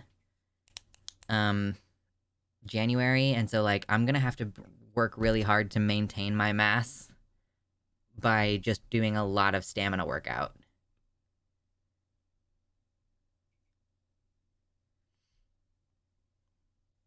Sweat, blood flow, because you are so hot. I know. Yeah, it's like the hotness increased when I got the guns out. Ooh, eat maintenance calories. It's hard for me to do that because I'm also trying to lose fat right now. So, no joke, flexing your butt while sitting is a great way to improve and maintain blood flow, so everyone should do it more. Here's a hot tip from me to you. If you have, like, blood pressure problems, don't do what I'm doing currently and sit on your feet, because you will lose, you will lose circulation. The hottest thing ever is anyone, literally anyone who can carry a lesbian, especially princess carrying lesbians. Listen, you say princess carrying lesbian and you've just... I really want armor. Like, I really want armor. No bisexual sitting, true. I have high blood pressure and constantly sit on my feet. I meant low blood pressure. I was trying to indicate, like, if you have low blood pressure. Gym club with Luxander, true. How much does a lesbian weigh? Princess carrying is literally my talent. Heaviest person I've princess carried is 185 pounds. Is a princess carry like this one? Is it the one where you carry her like she's a baby? Or is princess carry where you throw her over your shoulder because you're saving her from the castle? Which one is the princess carry?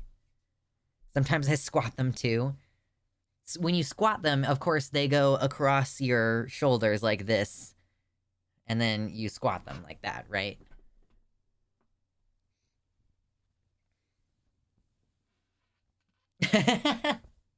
Charlotte, I weigh 180. You guys are silly. Ugh. Over shoulder is fireman carry. Okay, that's a fireman carry, which is different from your princess carry. Princess carry is like when you're carrying your wife across the threshold of your hotel room and you smack her head against the door jamb. So many green names today. Look at that. We've committed Mayo side. Are there any Mayos left? Also, we're very close to 69 likes. 69, 69. I want to find the TikTok that...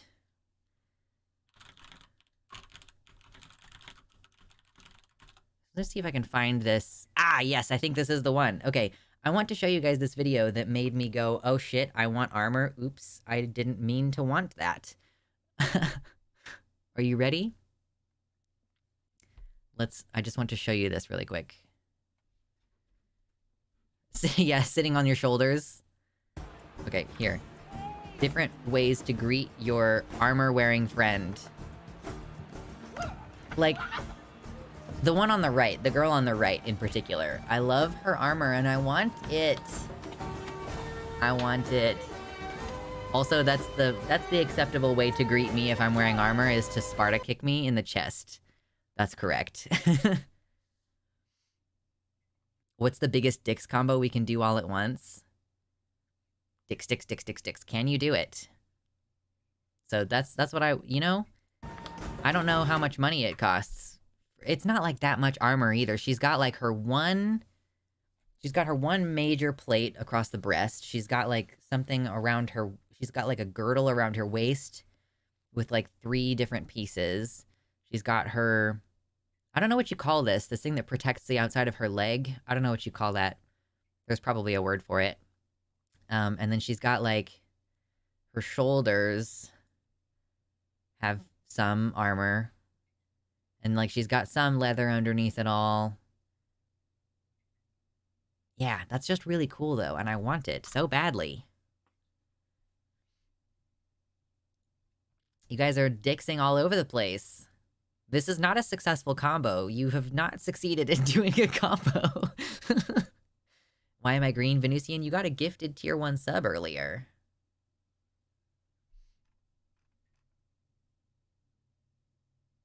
Yeah, you can't do combos with modifiers. It has to just say dicks. Only dicks. I want to see like a 20 modifier. And even if you don't have a sub, you can still type dicks and it will add to the combo, even if you don't have a sub. Venusian, Pepe hands. Oh well. Yeah, I didn't give you guys time to load. Over the shoulder boulder holder. That's what you call the bra, right? Okay, everybody type some message that isn't dicks so that you can... Because you are not allowed to send the identical message twice as well. Over the shoulder boulder holder. Yeah, that's what you call the booby holder. Rest in peace. Yeah, okay, yeah, you have to say something that isn't dicks so that you don't send the same message twice in a row. 42 viewers, 68 likes. Like I said, I realize that this is not the most engaging political stream. That's not the point today. The point is not politics. The point today is Christmas. My dad called bras that. Yeah. Over the shoulder boulder holder. The boulder. The boulder's over his conflicted feelings. Has anybody else seen any of the promo shit from Avatar, the new live action show? I feel like they're gonna try really hard to make it good, And then, like, I don't know if it's gonna be good. I don't know if I'm gonna watch it or not. Grimace! Yes, it's Jesus' birthday. Praise Jesus, it's his birthday. He definitely wasn't born in springtime. IDK, I love women in armor and sword or axe in hand, like Big Uwu. I know! I just, like, I don't want to be, like, a WOMS, but I do want to be a femme who's just in armor. I just want to be a femme in armor, and, like, a femme and mask, both in armor. Happy birthday, Santa!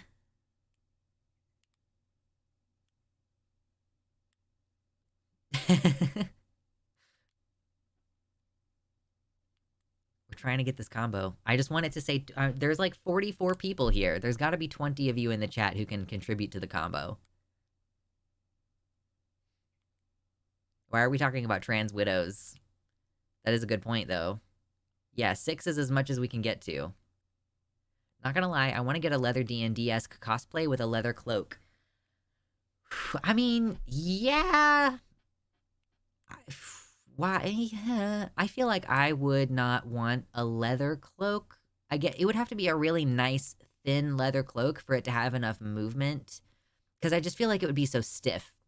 And with a leather cloak as well, if it has that stiffness, then it's going to be really hard to work it out. It's not like another garment that is going to be closer to your body is going to be easier because it's warmer for it to, like, flex and change shape. You know, like if you have leather shoes, for example. Yeah, why it stopped counting, though, in the first place? I know. It's terrible. We got to 5. We managed to get to 5.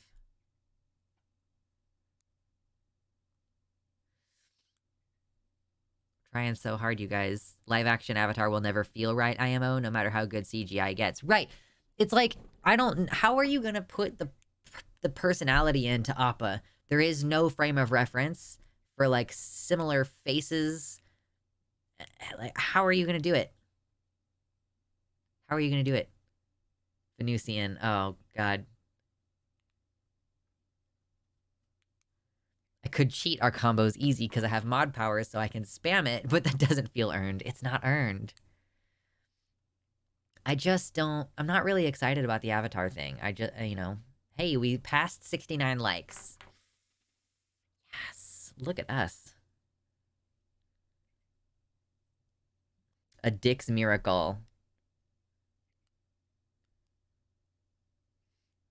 I'd just be happy if they made a 3 series.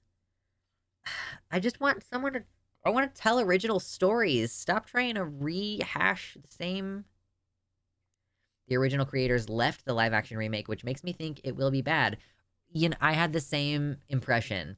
Some of the promo pictures have seemed like they are at least trying to capture some of the mood.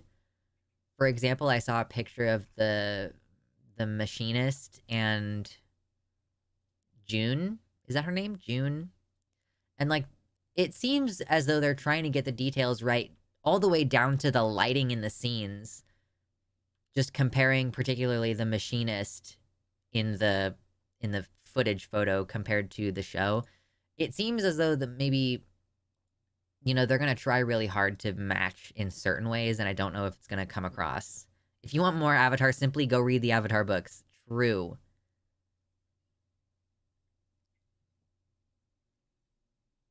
Dragon Prince was made by the same guys. It's also good. The animation style in the Dragon Prince made me really unpleasantly upset within the first, like, 10 minutes. We tried to watch that.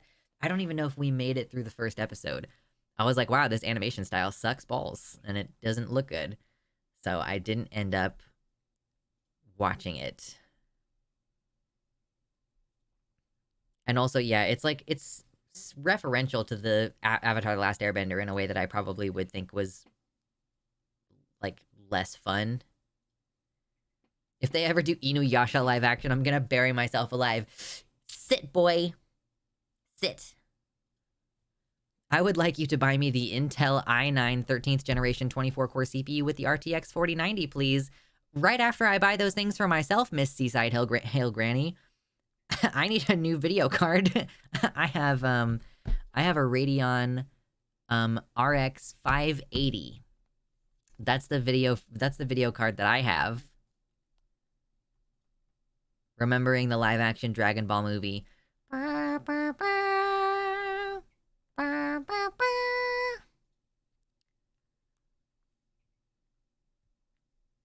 You see, I only watch live action things because I am a grown up.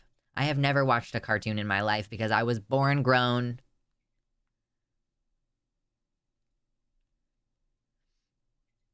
Why did you slam to the ground? Why would you do that?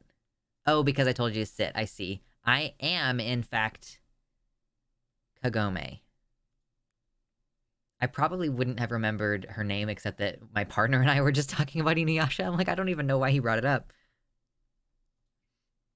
I have the RTX 4060 Ti for my desktop and the RTX 4070 for my laptop. Nice.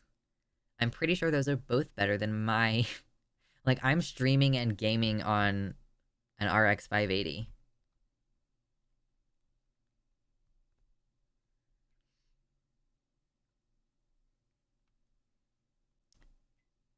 Anywho, I have a shitty 2GB GPU. Listen, we're all working with what we have. Drink more water, everybody. Drink water. What was this about not needing hormone therapy anymore? What is this?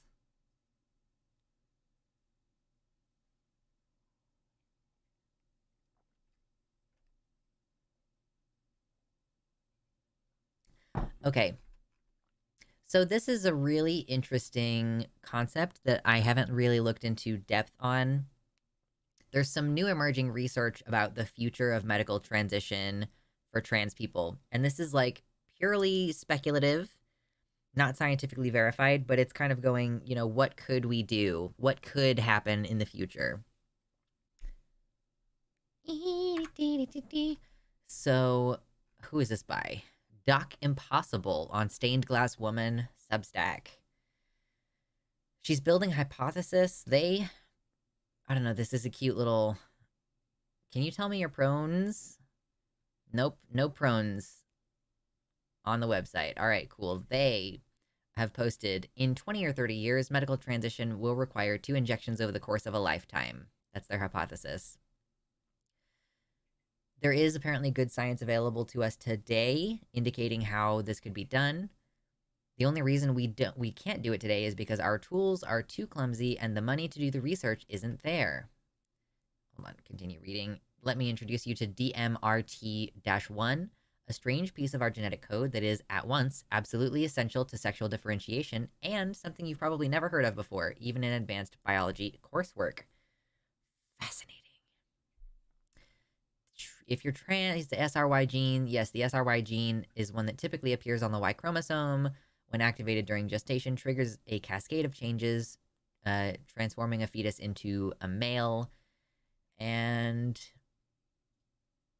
so we know already that there are intersex conditions where, like, someone's SRY gene is missing or defective, and so they have a Y chromosome, but they develop completely female. Or we know that, like, there are females who have SRY and then develop more male. Yeah, balls is censored. Clownfish. Trans AF. True. Let's see.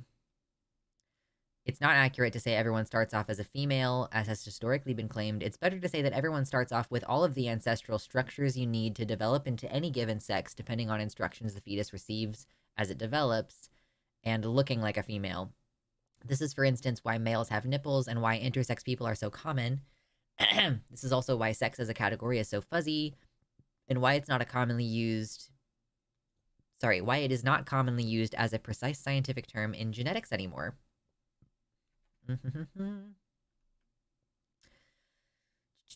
SRY gets a lot of hate. SRY is only active for a very short period of time. We're talking days at most in an entire lifespan. Interesting. So I guess SRY mostly just sends a couple of signals switching you on, in a way. Switching on a process to turn you more male than female. A friend of mine who does trans research says that this is in the realm of possibility. This is cool. To make an analogy, if we imagine the process of transforming a fetus into a male was like launching a rocket, SRY is just a button that starts the main engines. By itself, it doesn't do anything. Like the engines, the fuel tanks, the navigation systems that do the actual work of launching the rocket, or sorry, it's the engines that actually do the stuff. The button just says when it's okay for them to go. DMRT1 is the fuel system. It tells our bodies what fuel our rockets are going to need and how to build factories to produce it. If it's off, your gonads will produce estrogen. If it's on, they will produce testosterone within different margins. Those engines, that navigation system, they're designed to work on other fuel and are quite happy to use whatever comes down the pipeline, work on either fuel. So DMRT1 is active for your whole life once activated.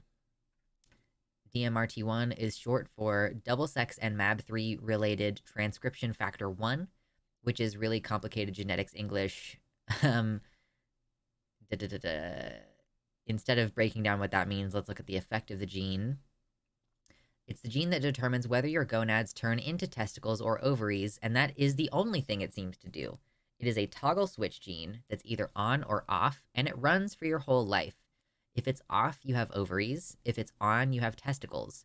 The only part of the human body it seems to have any effect on whatsoever is your gonads, and it is an old part of our genome. That's fascinating. So it makes sense that, like, you could be otherwise phenotypically female, but then have internal testicles. That's fascinating. Don't hold your breath. It's at the earliest 20 years from now. Sure, but it's still fascinating. And obviously it would only, well, I don't know, like, could you get this as an adult? Could you have this care as an adult? That's a question. Anyhow, let's not look at this. This is all too much details. If you turn DMRT1 off in an adult male, and we've done this in mice, to which humans are 97.5% genetically identical, his testicles will undergo an incredible transformation. The cells will change shape, come to resemble ovary cells, and they'll start secreting estrogen instead of testosterone. If you do the opposite in an adult female mouse, her ovaries will transform into pseudotesticles and begin secreting testosterone instead of estrogen. In adults, not children, not fetuses, adults. So yeah, obviously there's limitations on this because we are not mice. You know, some of the things that you can do for mice, you can't do for humans because the scale of life makes a difference. Like, how big we are does make a difference.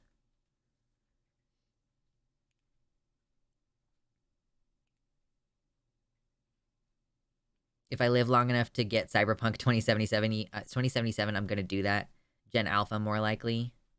It's going to take some years of testing to see if it's safer than HRT. Yeah, like, switching on and off genes. Okay, like, in this particular instance, if you are fucking 1,000,000% sure that it's literally, that's the only thing it affects. It literally only tells you testes or ovaries. That's the only thing. But there are so few genes that are like that, as I understand it. Like, they all, like, are so interconnected and they rely on each other. One thing needs to switch on and then another thing needs to switch off in order for this thing to happen exactly as it needs to happen. And, like, yeah, I just, it's so tricky. There's just, like, so many unintended consequences behind gene manipulation. It's fascinating. And, like, yeah, if they are super, super sure that there is only one, gene that this affects, like, then yeah, ideally, cool. We should be able to do that. Worth the risk to not have to gather horse urine after the apocalypse. Yeah, and, like, that's the other question is, like, what's the time span on the possibility of negative impacts? If you get this shot and it does some gene editing and it's like, it might give you cancer in 40 years. Well, if you're already 40, then if you get cancer when you're 80, it's kind of like, okay, that was bound to happen anyway, right? So that's just, oh, of course it's a super cool concept. Oh, of course it's very cool. Also, what if it reverses over time? I'm not sure if, yeah, like, what if you inject someone with something, what is it that you're injecting them with that's gonna switch off the gene? How do you permanently switch off a gene?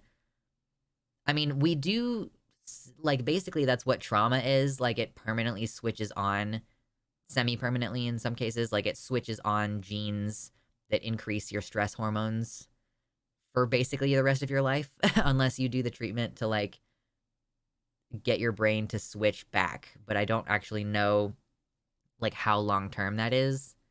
That said that this has been done with rats. Yeah.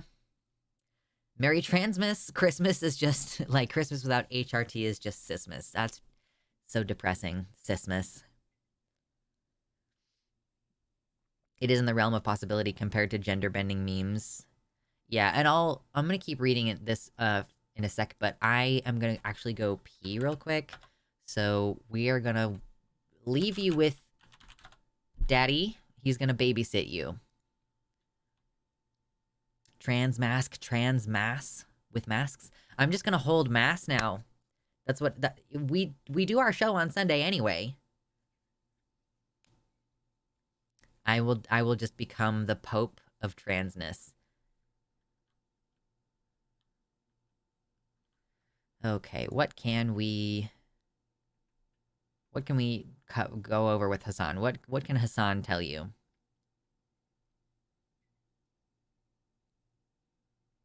Rats are like 97%. Mm-hmm. But also, like, aren't we 93% genetically in common with, like, fucking bananas? Or, like, maybe it's not 93, maybe it's, like, 73, but still. Aliens cloning your body. True. Okay, let's see. What are we looking at? It's like 60-some%? Okay. Maybe I'm just grossly overestimating the percentage of genes in common with bananas. Bananas are good!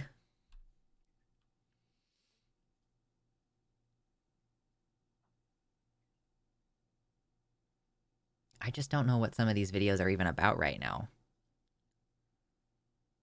Taking the trans gene and becoming a banana. True. We're 99.9% identical to spinach. True. Okay. Well, it looks like we're not... Hassan. Yeah, I think that there's some willingness in the chat to sell your soul to Satan in order to be the gender that you want to be. Pronouns ba, na, na. True. Okay. I am gonna run and refill my water and go to the bathroom and all this stuff, and then I'll see you guys momentarily. Okay, be good. Papa's gonna watch over you. Only got California, but we also got Colorado. Colorado. Oh, he didn't even like that. He's like, Colorado. Okay. Never mind. This guy's name is the Druid of Trumpism. Clearly a communist bunch of motherfuckers want to take people's right to vote away. No, they're just as bad or worse than California, actually. But the lines are being drawn. I hope Florida and Texas go through with their promise to take Biden off the ballot. Let's see who's on what side, and let's draw them lines. Let's go to war. There's no other answer to this shit. This shit has got to be completely wiped, start over, go from the Bill of Rights and the Constitution, period. And if you violate that shit, you go to prison for life if you're a politician, period. Wait, There's no ways around it. That's what happens. At the bare minimum. I personally think they ought to hang the motherfuckers, but... Wait, I don't think he realizes he's advocating to kill Trump. Like, he's literally advocating to execute Trump. What the fuck? Like, yeah, if you violate the Bill of Rights or the Constitution, you should go get executed if you're a politician. It's like, I mean, I'm with you, but like, a lot of your favorite politicians are gonna get executed, dog. If you were disgusted last night by Colorado, you haven't seen anything yet. The left has thrown everything at this. They've done everything they possibly can, and Biden's numbers continue to plummet. They're getting desperate. They're desperate. They're desperate as hell. They don't know what else to do. They can't really do another pandemic because then anybody who still doesn't understand it was intentional at this point, God only knows why, they still don't know, but some of them still don't. They would certainly know then. So they can't really do that. So trust me, they're about to show you what desperate, weak people will do. And it's going to be ugly. You're about to see what a caged animal looks like. Head on a swivel. Damn, she nailed it. Democrats are gonna do another pandemic just like they did a pandemic without already. being super. I don't even know how to do this video without being super pissed off.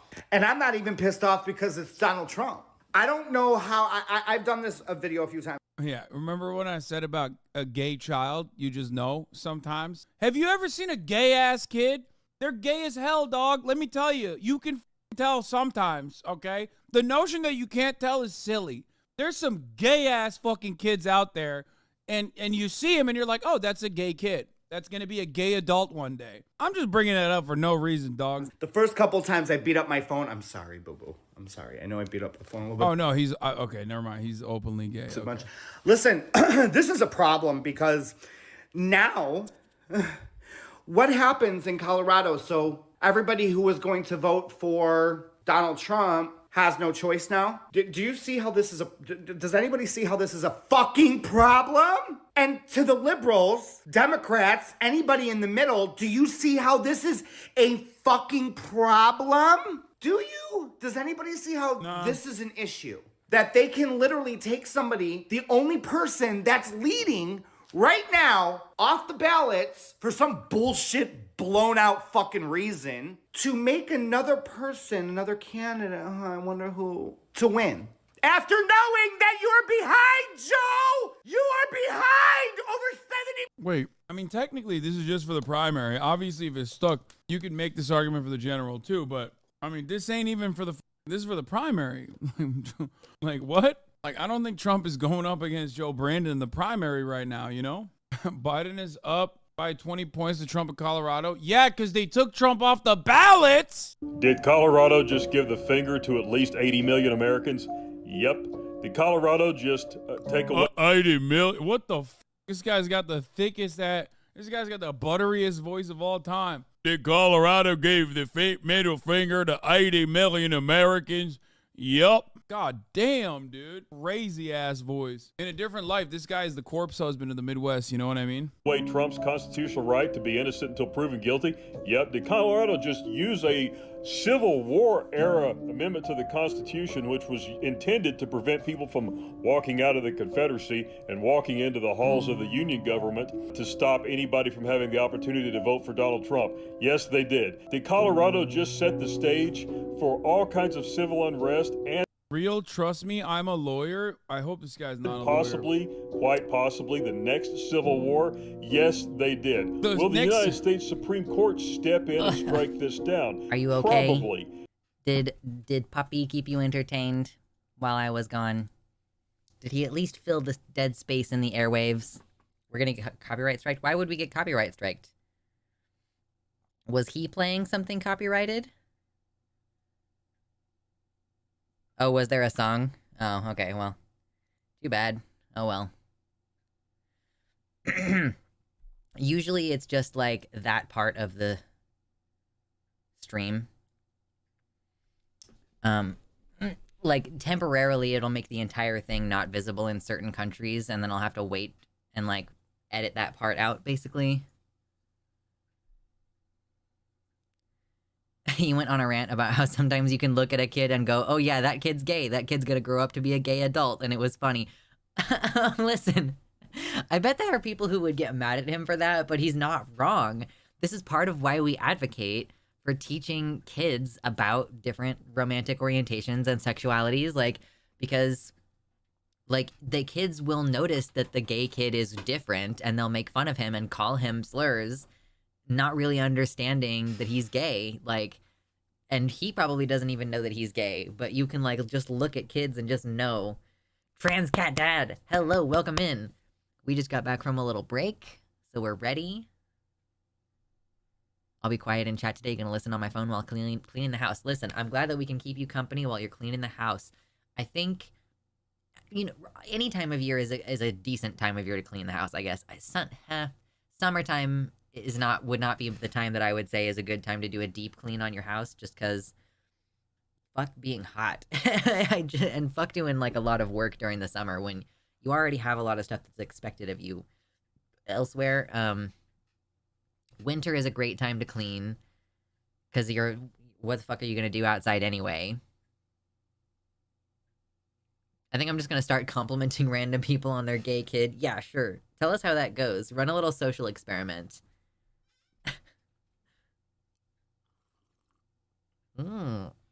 Sister's coming over. Haven't seen her in a year. Nice. Well, I hope that you have a good time with her. And good luck on cleaning your house. We're just kind of gonna, like, float on by with different conversations today. I don't have a specific plan. It's just Transmas. Sometimes we're just gonna chill. Your swag. I love you. Thank you. So swag.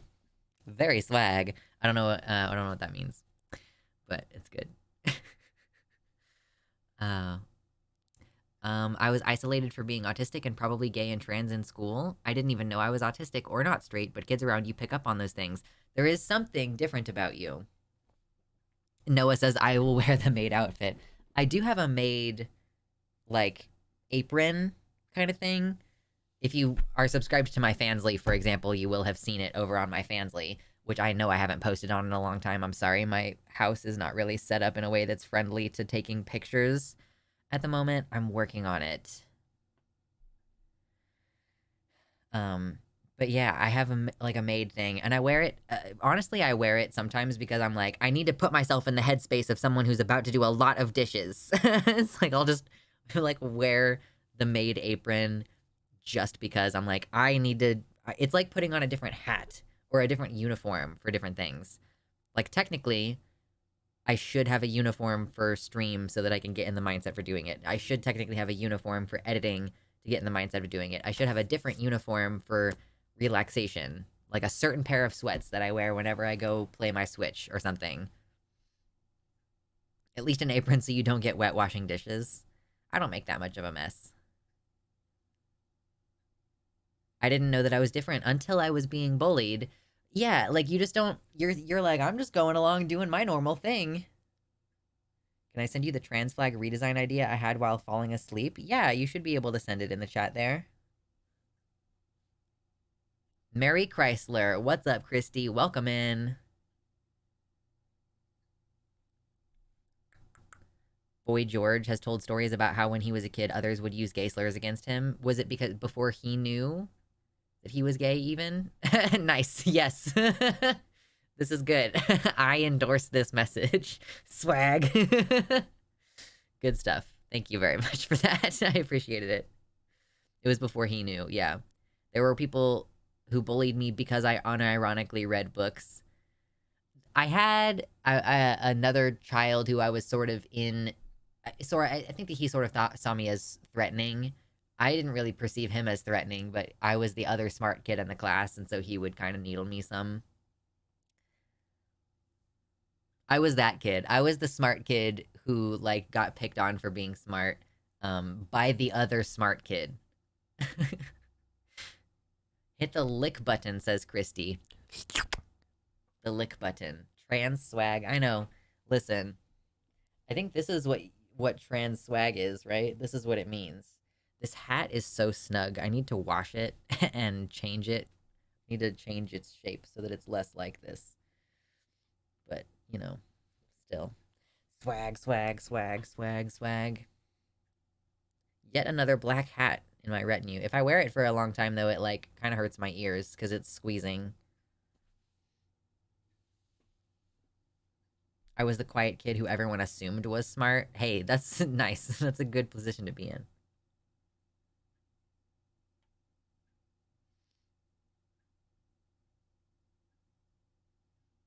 Noah says, someone gave me a Toloco electric massager for Christmas. They have no idea what they hath wrought upon the world. I hope you all get some goodies. Nice. I'm excited for Christmas. I think that I'm gonna get more than 0 presents, which is what I get for a lot of other Christmases.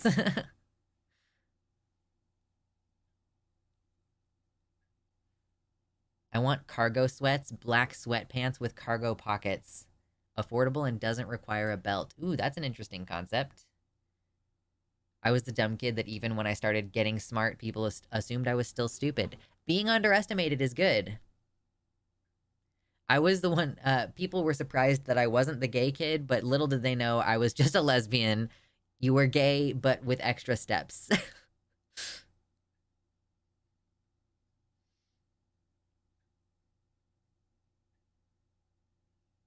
People just assumed if you start out stupid, you can't become smarter later, so they were confused when they realized I wasn't actually stupid.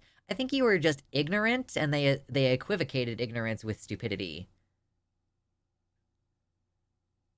Anyway, okay, I don't want to be wearing this. It's a little bit too squeezy on my brain. Gorgeous. Gorgeous. Yes, queen. Ooh, 73 likes. I wonder how close to 100 we can get. I was planning on streaming for like at least another hour and a half, 2 hours. We've got more stuff to chat about. We can get back to this article that we were reading. Ooh, we were reading an article. Substack, where are you? Here it is. I found it. I got me so much swag this year. Yes. I'm hoping sometime in the spring, like I'm hoping like that income picks up as the economy picks back up, hopefully after the holiday season. And I'm hoping that I'll be able to afford to get myself some more of my own swag. I got myself this hat, but it doesn't have the green thing on it, so it's not really the same. But yeah, I want like a hoodie, I think, and I'd also like to get the mug so that when I'm drinking coffee on stream, it can be out of my own branded mug. Wow. Okay. An article about Scott Nugent? No, I still don't really know much about that. I don't know much about that, but no, we are reading about genetics. There are some limitations to this, even in this hypothetical. So if you change your testes into pseudo-ovaries, for instance, you won't get any eggs, so you'd never be able to provide an egg for reproductive purposes. And also, if you do the inverse, it looks like your existing eggs will all be destroyed in the process of the metamorphosis. So unlike HRT now, where if you are assigned female and you are on hormones for a while, you can stop and you usually retain your fertility unless you already were going to have some kind of infertility problem. So this would be more permanent in that regard. The human body is incredibly plastic, but there are some limitations, obviously.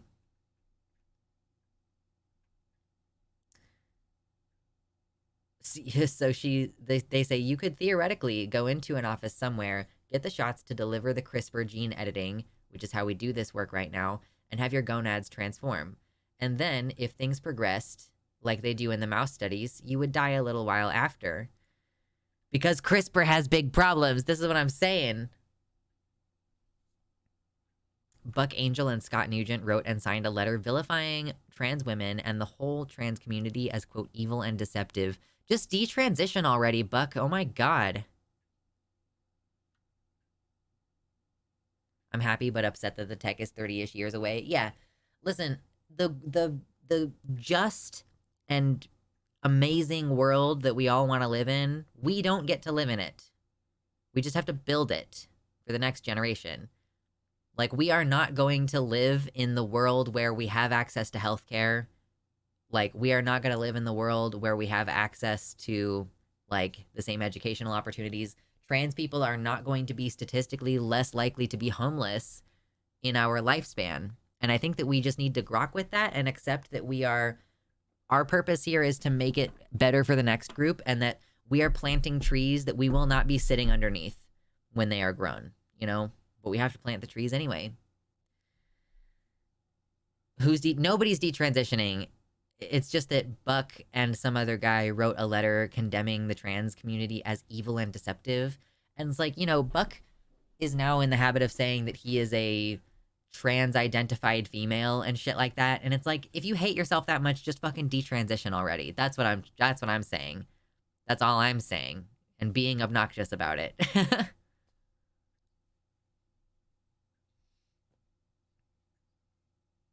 Yes, planting trees for the BBs. Okay. Yeah, I don't know if he uses exactly the term trans-identified female, but it's something like that in his Twitter bio. But I'm not on Twitter right this moment.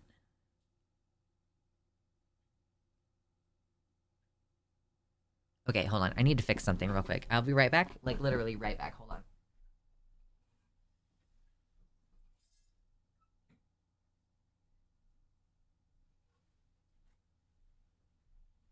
Okay, I fixed it. Just had to fix something that was making noise in the background. Is he really that broke that he needs to grift now? I don't know. I don't know what his problem is. I don't know what his deal is.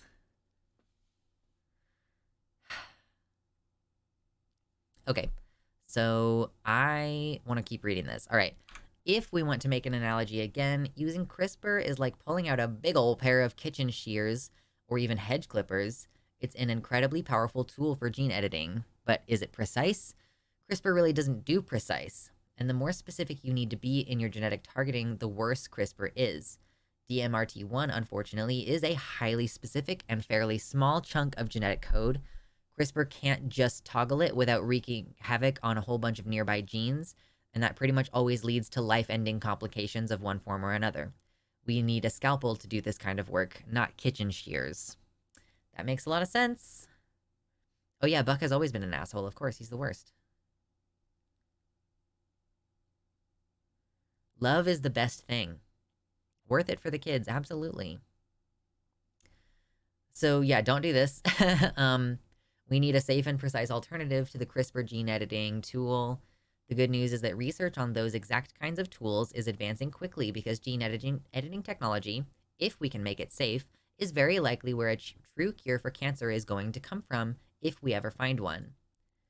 So prime editing, and yes, as much as it pains me to say so, as an Amazon technology, the name does come from where you think it does. Oh, wow, that's rip. Oh, no. It's dramatically more accurate than CRISPR and is a real candidate for the sorts of gene editing we'd need to toggle DMRT1. Why? Why, Bezos? I guess he wants to live forever, and that's why he's investing money in gene editing. He wants to turn off the gene for aging, and that's why. That's okay. I mean, thanks for the money into the cool future, but why are you gonna... He's gonna be the one who owns it. I'm gonna CRISPR splice hormone activating genes into the coronavirus. True. Hasn't CRISPR been used more precisely for sickle cell? I don't know. I haven't looked into it. I don't really read about this stuff very often. He wants his hair back. Oh, true. That's a good point. That's a really good point. I disagree with that article. The cancer won't have one cure, it will have many. Well, I think that the point is not that there will be one cure, but rather that, like, this technology, like, that gene editing is the way to do it, but then, like, what genes you edit would be different each time. But I think that basically what they're saying is, because cancer is just, like, cells not following instructions correctly, that could hypothetically just be a genetic thing. And so if you can do this gene hacking thing very precisely, then you could cure a lot of or all different forms of cancer, but through the same method.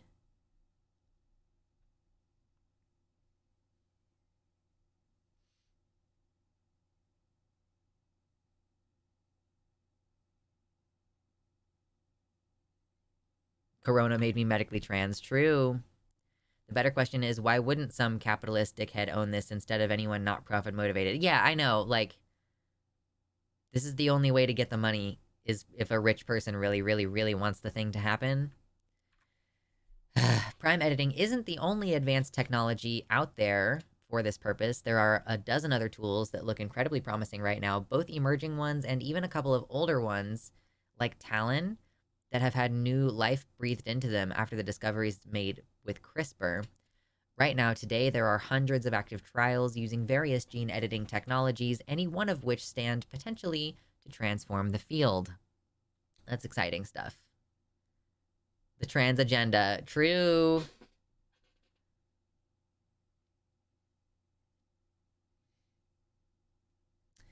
So this person says why is it going to be 20 to 30 years before this can happen? Okay, because time, money, and focus.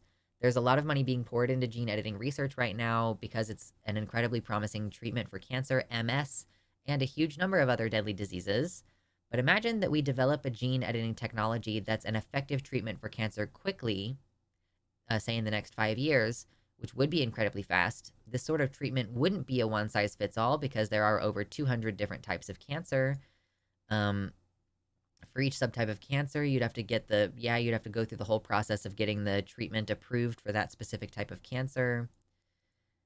And it would take a lot of time because the gatekeeping, in that sense makes a lot of sense to do.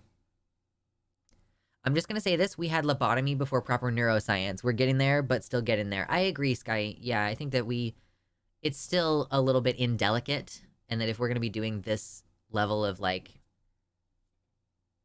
manipulation, like, you should be paying attention and doing it very, very precisely and not have it be, it's a known issue that it will impact the other genes in the vicinity, you want to be very precise.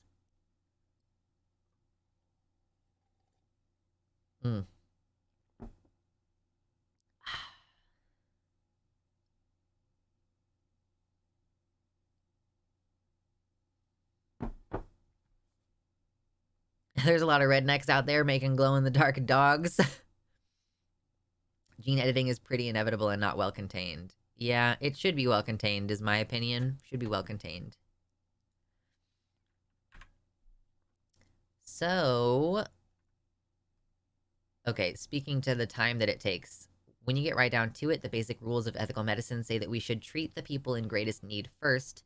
Trans people have pretty decent HRT right now. Not amazing, but pretty solid.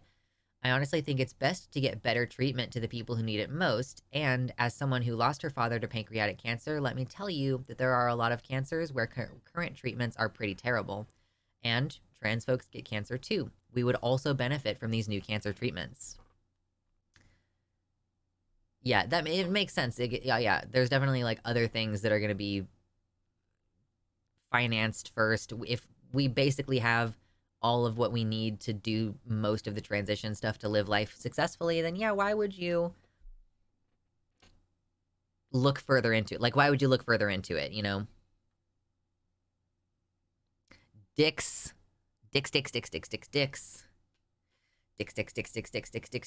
Can we get a combo going? There's a combo. It's got 3 in it. I'm seeing if we can get more. Can we get more?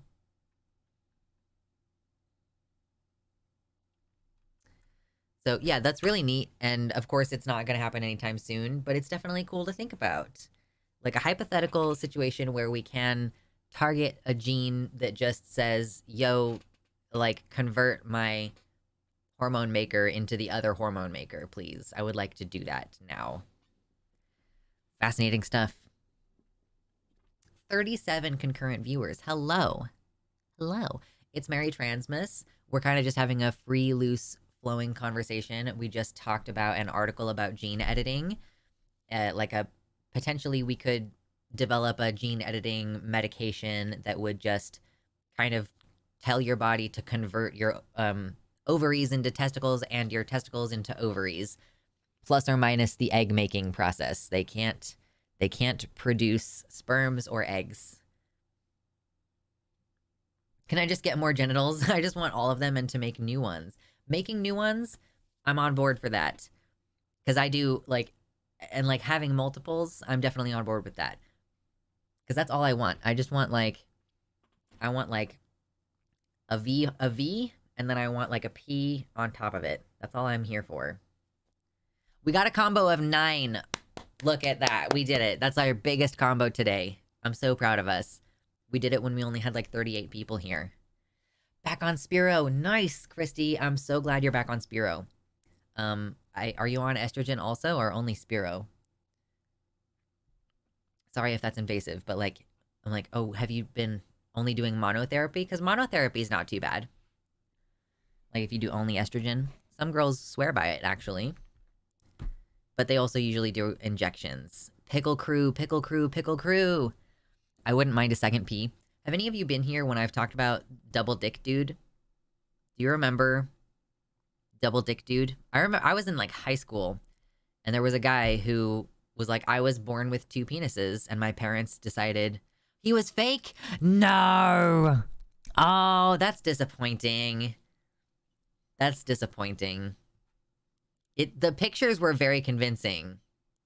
They were not terrible at the time.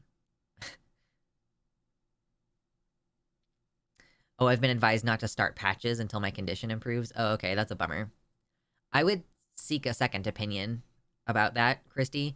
Like, I would just be concerned that they're doing trans broken arm syndrome, so I would want to have, like, at least a couple of different doctors agree that estrogen was the problem.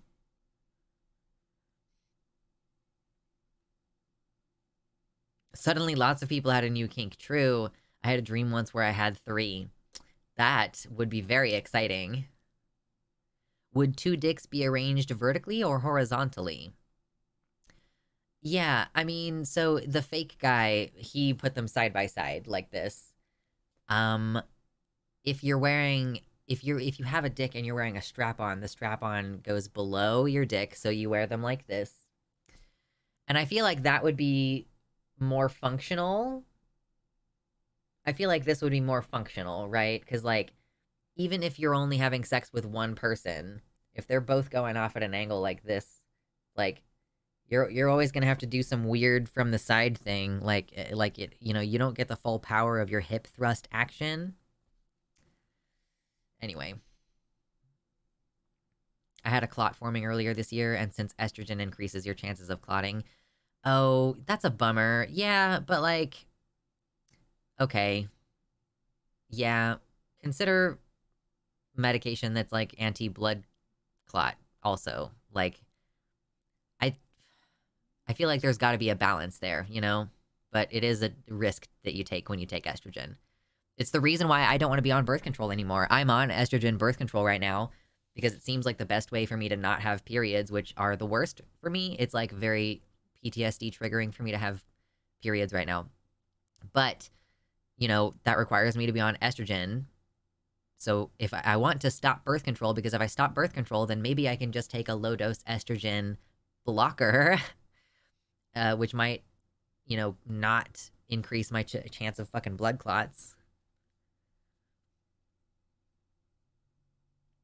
The human body has bilateral symmetry, so side by side would be the logical conclusion. But the 2 dicks are not guaranteed to be identical. So if you have, like, one that's shorter and one that's longer, like, or one that's curved and one that's not, you know, if you have bilateral symmetry, if you have one on top of the other, then at least you're more symmetrical than if they were like this. But we also don't have total bilateral symmetry because of our organs. So it's like, does the penis grow like a limb or does it grow like an organ? Questions. Your testicles are innervated like an organ, so I think that those probably are more organish.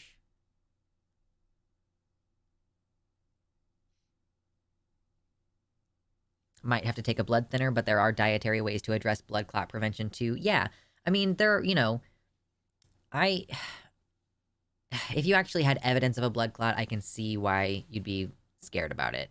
Makes sense. Penis is an organ because clit is an organ. Yeah, I mean, that would be my best guess. So they're even more likely to have less bilateral symmetry.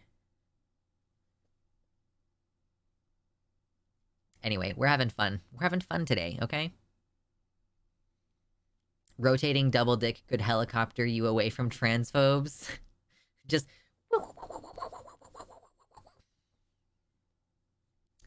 Waiting for the CGP Grey video. Testicles are the besticles. I need to make that video. No, I don't. I don't want testicles. That's not for me. That's not for me. Don't want it.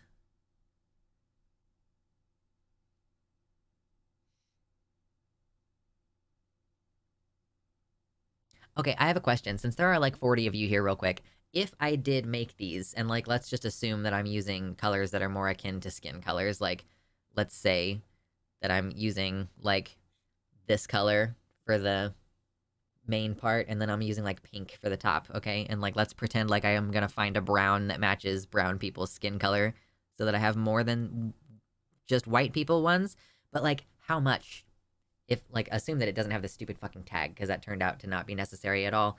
And, like, this, it'll have, like, tighter, stitches, because it'll be smaller. But, like, how much? How much for a packer? A handmade crochet packer with no balls. Trans colors, $60, $66.60. 60 cents.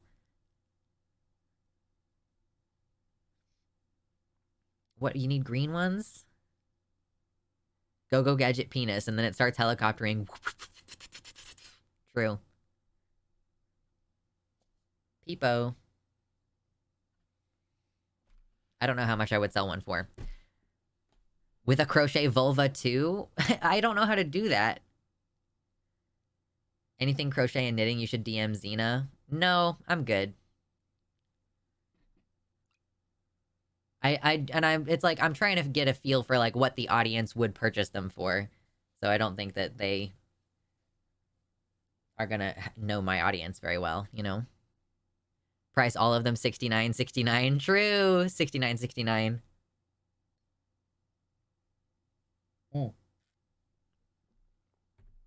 That's the last of my coffee. Oh my god, that was such a delicious drink.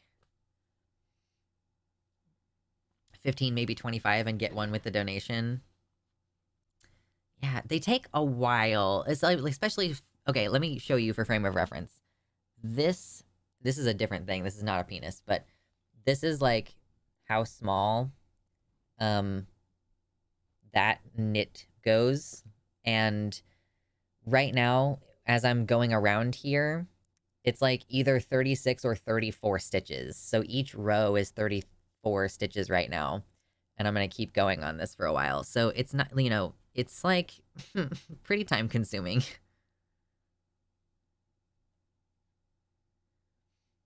I like that video you made about Megyn Kelly. Yeah, she's so funny. Megyn Kelly is so funny to me. She's an adorable little guy. I just don't think most of your audience could go past 40. Sure, but it's like a handmade thing, and it's like, you know, packers in general are not cheap. If you get one that's decent, like, you can get a shitty one for $12 and have no idea if it's going to give you cancer, but silicone ones are like 50 or 60 bucks. So I guess it's like relative to the market. What are other people charging for packers that are handmade?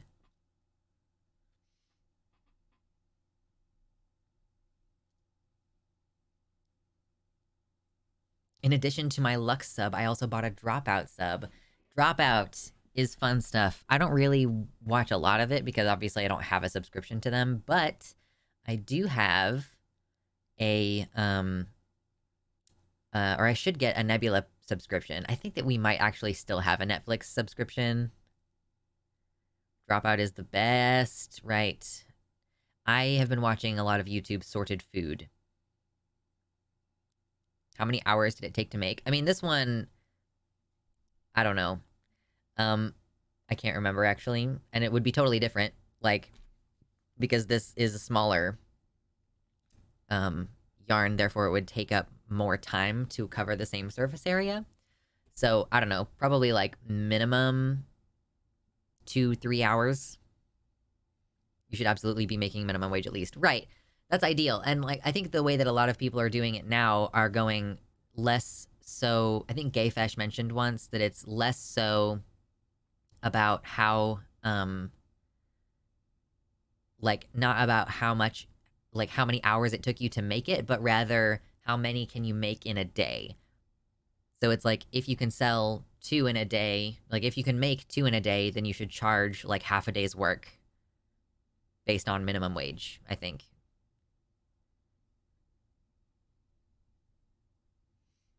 Just need to make 5 and average the time. Fair.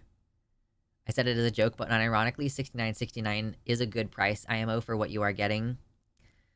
Maybe sell it for $66.66 and then free shipping or something like that. $69.69 free shipping. It's not terrible. In some ways, you don't need to make a minimum if you are working from home. I mean, the thing that sucks balls is, like, if you work from home and it's the taxes. I don't want to rag on it. It's, like, I don't need to think about it for another month or two. I'm still paying off my taxes from fucking last year. I don't even know if I'm gonna have those paid off before the fucking new ones are due. So, yeah, that's gonna be fun. But that's the thing about working from home that sucks so much.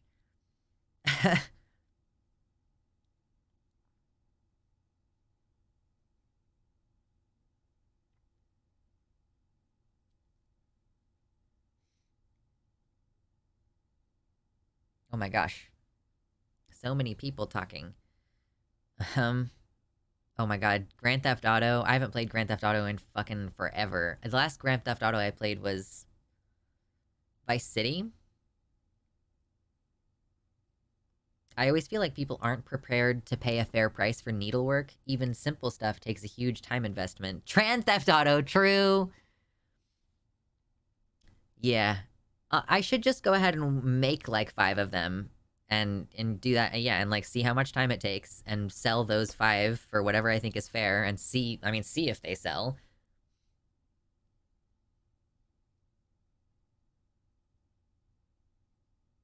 Trans Theft Auto. Ridiculous. Ridiculous. What is it specifically that Thailand has done? Taking another step toward legalizing same-sex marriage.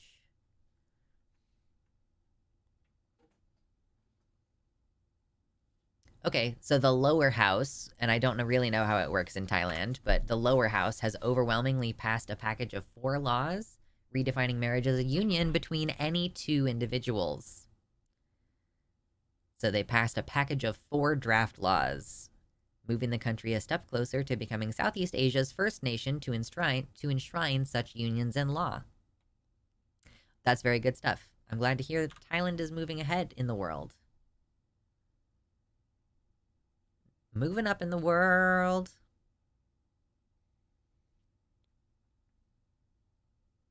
My voice is so sore today. Like, I don't know what the deal is. I feel like I haven't been doing anything or talking that much aside from stream, but it's just like, oh my god. Steal thy gender and maybe also steal thy pronouns? Steal thy pronouns and maybe also steal thy gender? I think that I am. If there's like a series of archetypes, if Fae is one of them, then that is definitely what I am. Like, as far as non-binary archetypes. Because I don't think that I am actually like a goblin. I don't think that I'm earnestly a goblin. I think that I'm more like a dryad. I mean, I know that I'm a druid, but just more Fae than any of the other archetypes. My hair is so messy in the back. I'm definitely a gnome. Yes! Gnomish non-binary people are the best.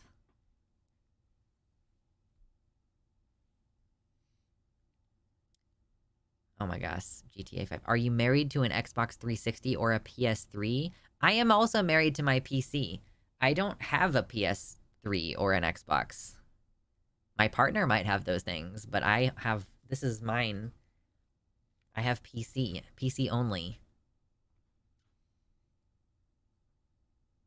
Fae is an umbrella term for all those types of things, like goblins, fairies, gnomes, etc. are all Fae. And you actually are European, so you know more than I do. Like, Americans don't have actual Fae lore. We have the echoes of Fae lore, but we don't actually have any real stories. Like, the most recent time that I was watching some YouTuber do witchy stuff, I was watching a German lady because I'm like, oh, she has real traditions rooted, and her family has had these traditions for a period of time, and, like, people in her community also have the same set of beliefs. So, it's like, yeah, we don't have in America a consistent, like, supernatural, fun little definition of what Fae means, you know? Obviously, Native Americans have their traditions with, like, skinwalkers and stuff.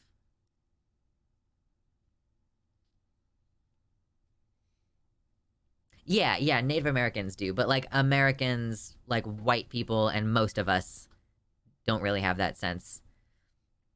I mean, America has Wicca, yeah, but that's, you know, it's like, that's a neo-religion, you know? That came out very recently, and it's not, like, cohesive. You know, it's so... I feel like people believe different stuff, and there's not, like, one group that's big that believes in all the same stuff, and it's also based on paganism, yeah. fae is often used instead of fairy. Yeah, I think that in America, when we say fae, a lot of the time we are kind of referring explicitly to fairies. Wicca is, like, not just paganism, though. Wicca involves also believing in, like, a lot more extra supernatural stuff that I don't think was necessarily part of pagan practices.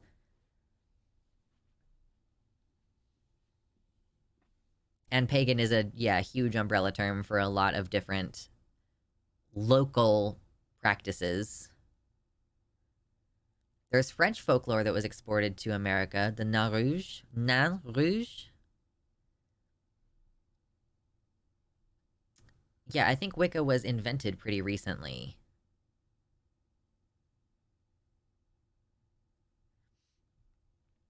Yeah, Wicca, I think, in a way that's separate from paganism, like, really drives home the whole god and goddess thing, and it has a lot of structure to it that I think paganism lacks, which is why I'm more attracted to paganism than Wicca. Anyway. 60s old white guy. They're just hippies, bro. They're just vibing. I have a mix of Celtic and Teutonic ancestry. My family had even old books about that. I think it's interesting to know. That is really cool, Atreyu. Yeah, that's very neat. I don't know what Teutonic means in this context, but, like, having Celtic ancestry for sure. I understand that that is probably contextually similar.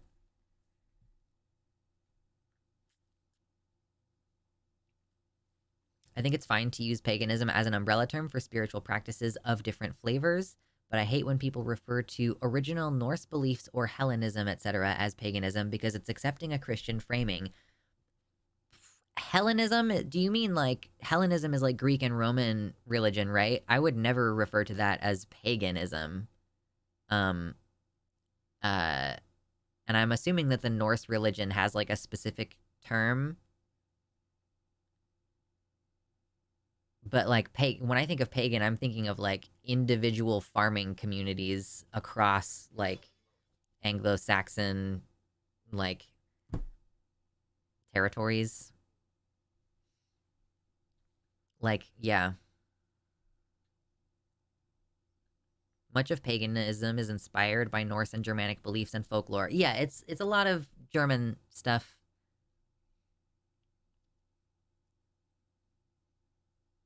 They do gnomes in Germany for sure. They not believe, but, like, they leave out offerings for the gnomes, which are, like, the fae there, for certain fall holidays. I can't remember which one.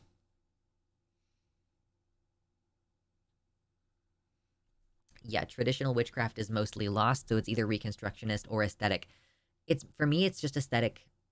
Pagan is originally just a word for any religion that wasn't Christian or Judaism. Yeah.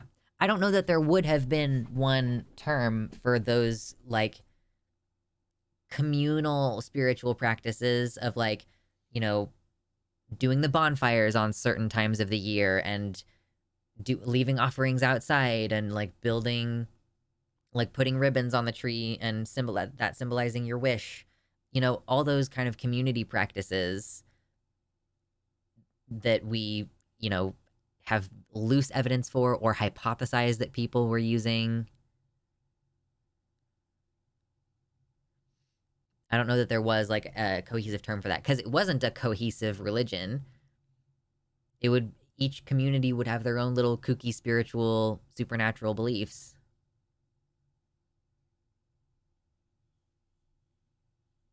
Nordic is Asatru. Druidism is more of an old Celtic pagan belief system. Yeah, I've never really looked into what Druidism is, aside from just the, you know, class in RPGs.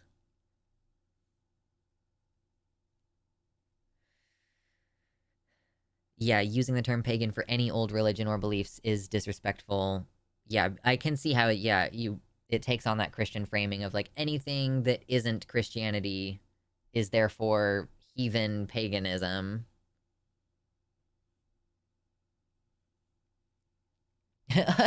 Gods are old school comic universes. There is truly so much lore if you're looking at the Greek and Roman pantheons. Like, they just have a lot going for them.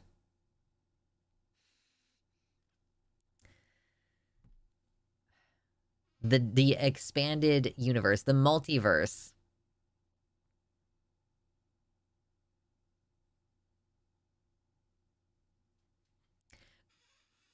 Miss Seaside Hill Granny asks, why do games have to install now?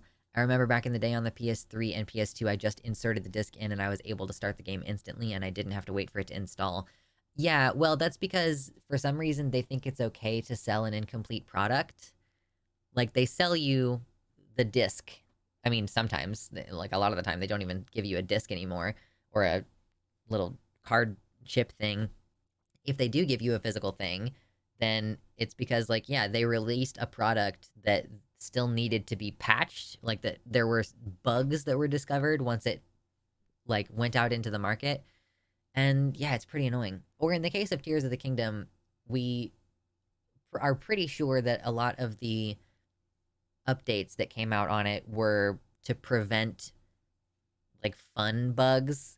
You know, people would go, oh, I broke the game in this clever way. It was so much of the content about Zelda Breath of the Wild was about how fun it was to break the game and do all kinds of crazy stuff.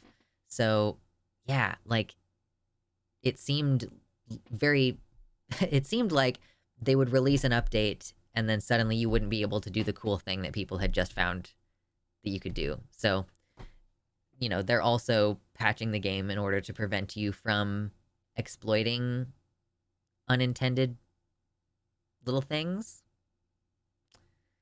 which is obnoxious. But mostly if you get a game and then you still have to download something even though you have a physical copy of it, then yeah, it's because they decided to sell an incomplete product.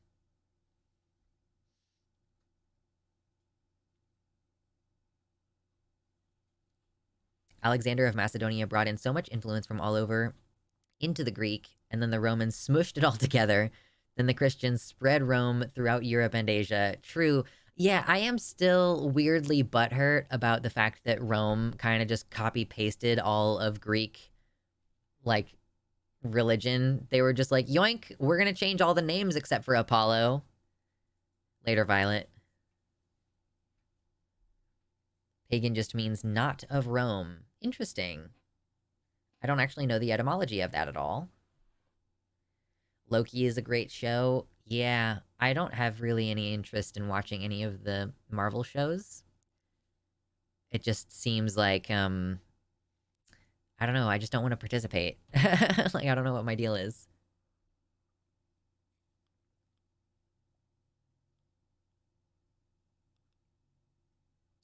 Rome started as a Greek colony, so that makes sense. I guess I could see that being the case.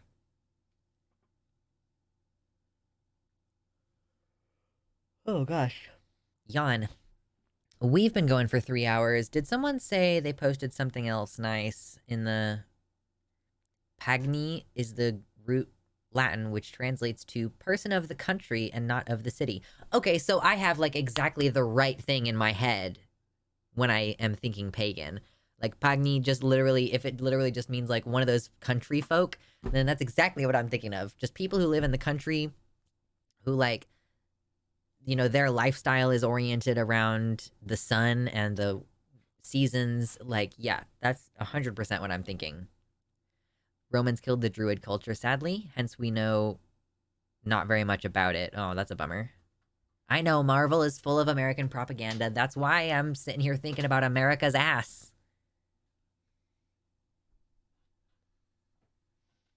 Yeah, okay, cool. I know exactly what I mean when I'm saying words. Yeah. And I'm seeing my life trajectory trending even more toward being a person who's super in touch with nature all the time. So, yeah. Just imagine me wearing the armor from... Oh, I fucking closed the tab. The armor that I showed you earlier, but it also has, like, fur on it and, like, more leather. Oh my god, it would be good. That is America's ass. It is. Don't even play me. Like, you can't even lie. Even Apollo got a minor change, although I don't remember if the Phoebus was added or dropped in the Switch. Yeah, I don't have any idea. Druidism. I don't know anything about Druidism, truly. Wikipedia says it's a modern spiritual or religious movement that promotes the cultivation of honorable relationships with the physical landscapes, flora, fauna, and diverse peoples of the world, as well as with nature deities and spirits of nature and place. Interesting. I want a full druid outfit. That would be neat. I honestly kind of want to have like a weird druid outfit. Like my druid outfit that I was in the process of making has like a headband with antlers on it, but I kind of am wondering if it should be more like it has a deer skull and then like the big whatever like moss looking stuff on it, like, you know, just go full deep in on the being a psychopath thing.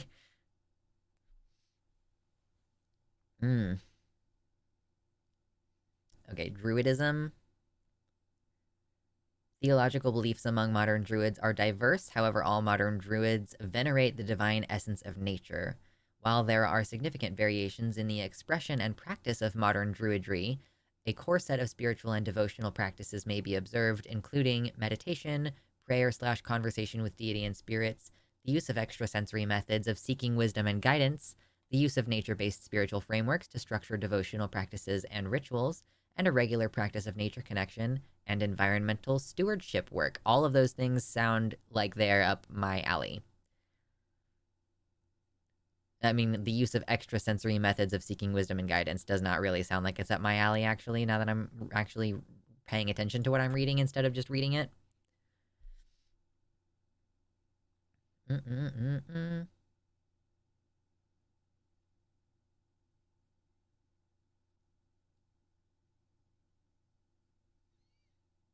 Nothing about the ancient druids. I mean, this page is about modern druidry. I don't know if it is about history. Druidic movement originated among the romanticist ideas of the ancient druids that had begun to be developed in the 17th and 18th centuries, while many early medieval writers, particularly in Ireland, had demonized the ancient druids as barbarians who had practiced human sacrifice and tried to suppress the coming of Christianity. Certain late medieval writers had begun to extol what they believed were the virtues of the Druids and reinvented them as national heroes, particularly in Germany, France, and Scotland. It was during this period that Conrad Celtis had begun to propagate the image of the Druids as having been bearded, wise old men wearing white robes, something that would prove highly influential in future centuries. So, yeah, I guess that it doesn't really sound like there is a clear through line to the ancient beliefs. It kind of alludes to ancient beliefs, but it doesn't, I don't know. It kind of seems like this starts in like 1600. Is that considered ancient for a religion? I don't think it is. Anyhow. Druidry.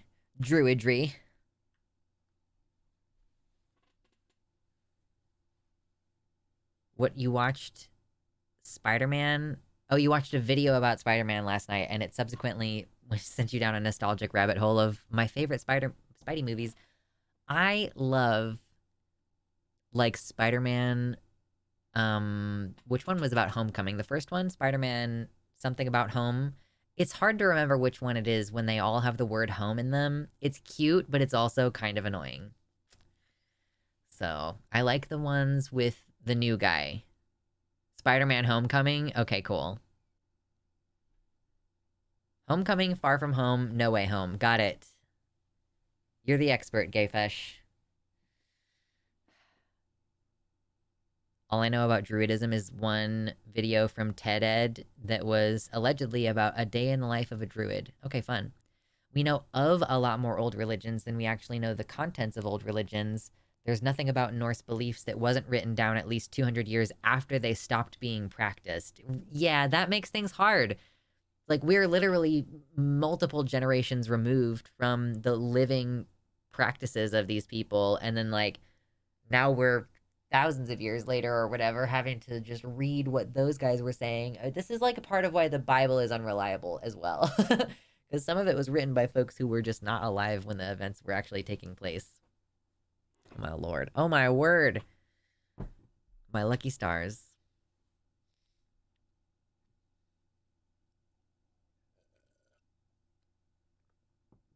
The MCU Marvels are okay, but Spider-Man in Marvel has such a rich history of emotional stories.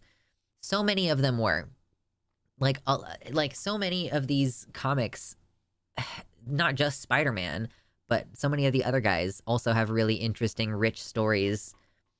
And there's so many you know, we got the one time of seeing Captain Carter with Great Britain's bum, you know, and she just is not gonna be back in it. And it's unfortunate, I think, that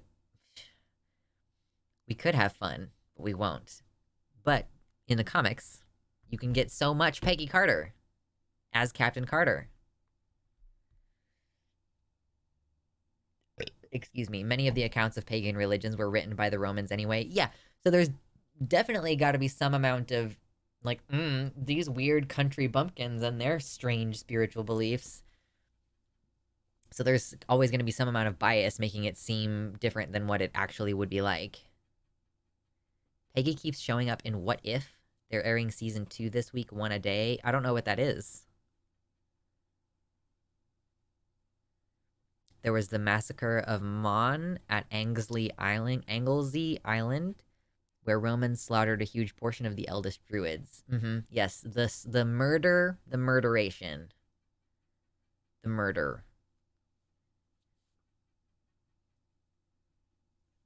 The Bible has like hundreds of translations and editions.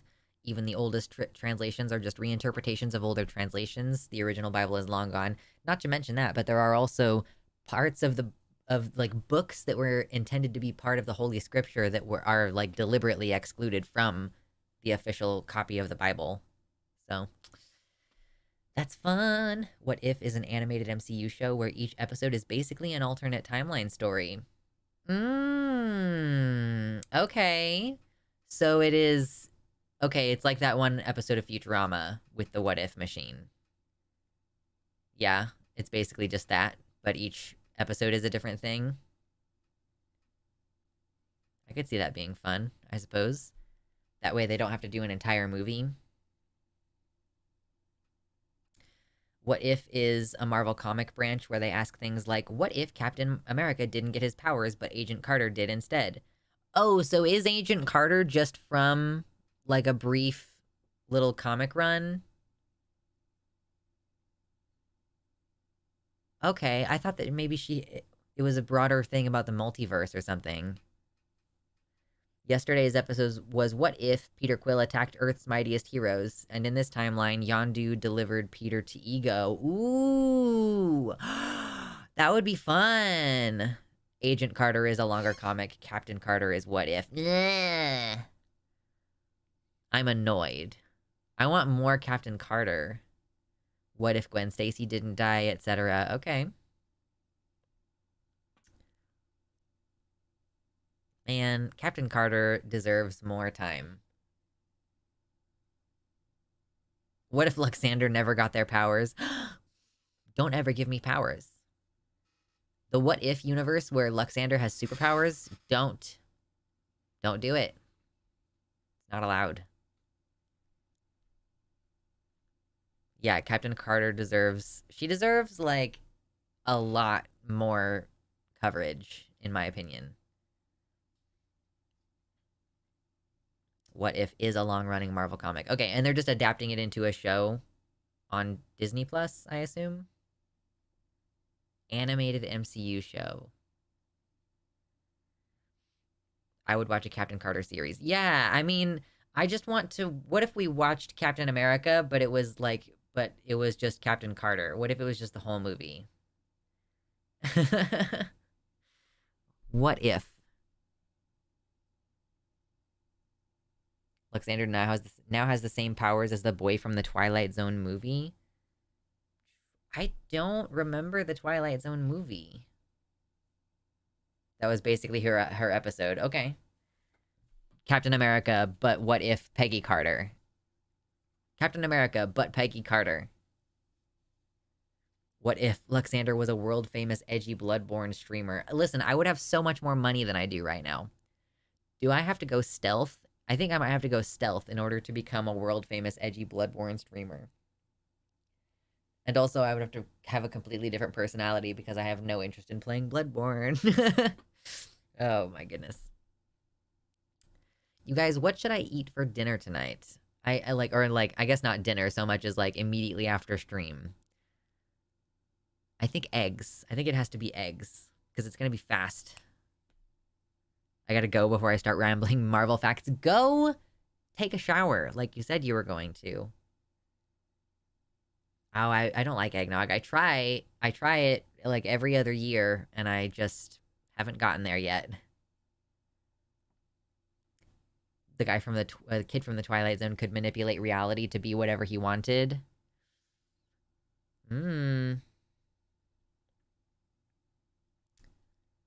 Luxander hot take, Captain America and Winter Soldier are secretly into each other. Yeah, I know this is a common theory. It's one of the relationships between two men in acting where I don't see it, you know?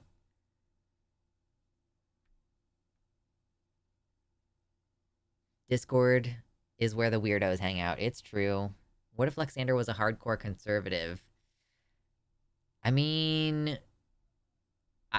I don't know how that could have happened. I don't know how that could possibly have happened. Bucky and Falcon have more of a thing. I haven't seen the Falcon show. There is some additional Falcon. I just had some walnut cake. Ooh, that sounds yummy. Ooh, I need to bake bread.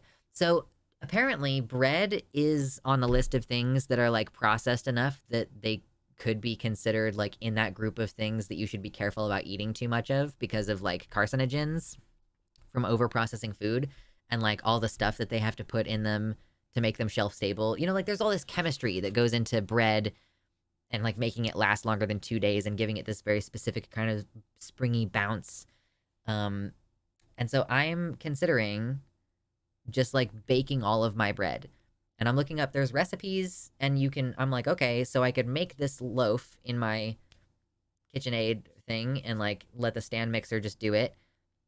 And then split that loaf into 2, and you can freeze one of them after its first proof.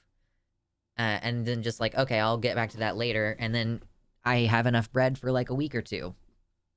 For way less than like $4 or whatever the fucking bread usually cost. I am also doing this. Okay, good. Happy Saturnalia. Yes, thank you. Modern sliced bread is closer to cake than it is to bread. Yeah, it has like so much sugar in it and it's like stabilizers. Start with sourdough bread. No, thank you. Sourdough is not like a bread that I like, TBH. So, and I'm not going to start there. I have made bread before. I've made challah once or twice. And I did make a nice crusty bread once, but I want something that's a little bit more like regular bread. Buy your yeast in bulk too and freeze most of it. I have like a jar of yeast. I don't have like a lot of it. Flour has stuff in it that in the USA that is banned in most other countries, so that's a reason to watch your bread here. If I do start making bread regularly, I'll probably have to go ahead and get yeast in bulk. But I haven't actually started yet. This is me theorizing it and saying that I need to start baking bread. And that I should do it after stream today.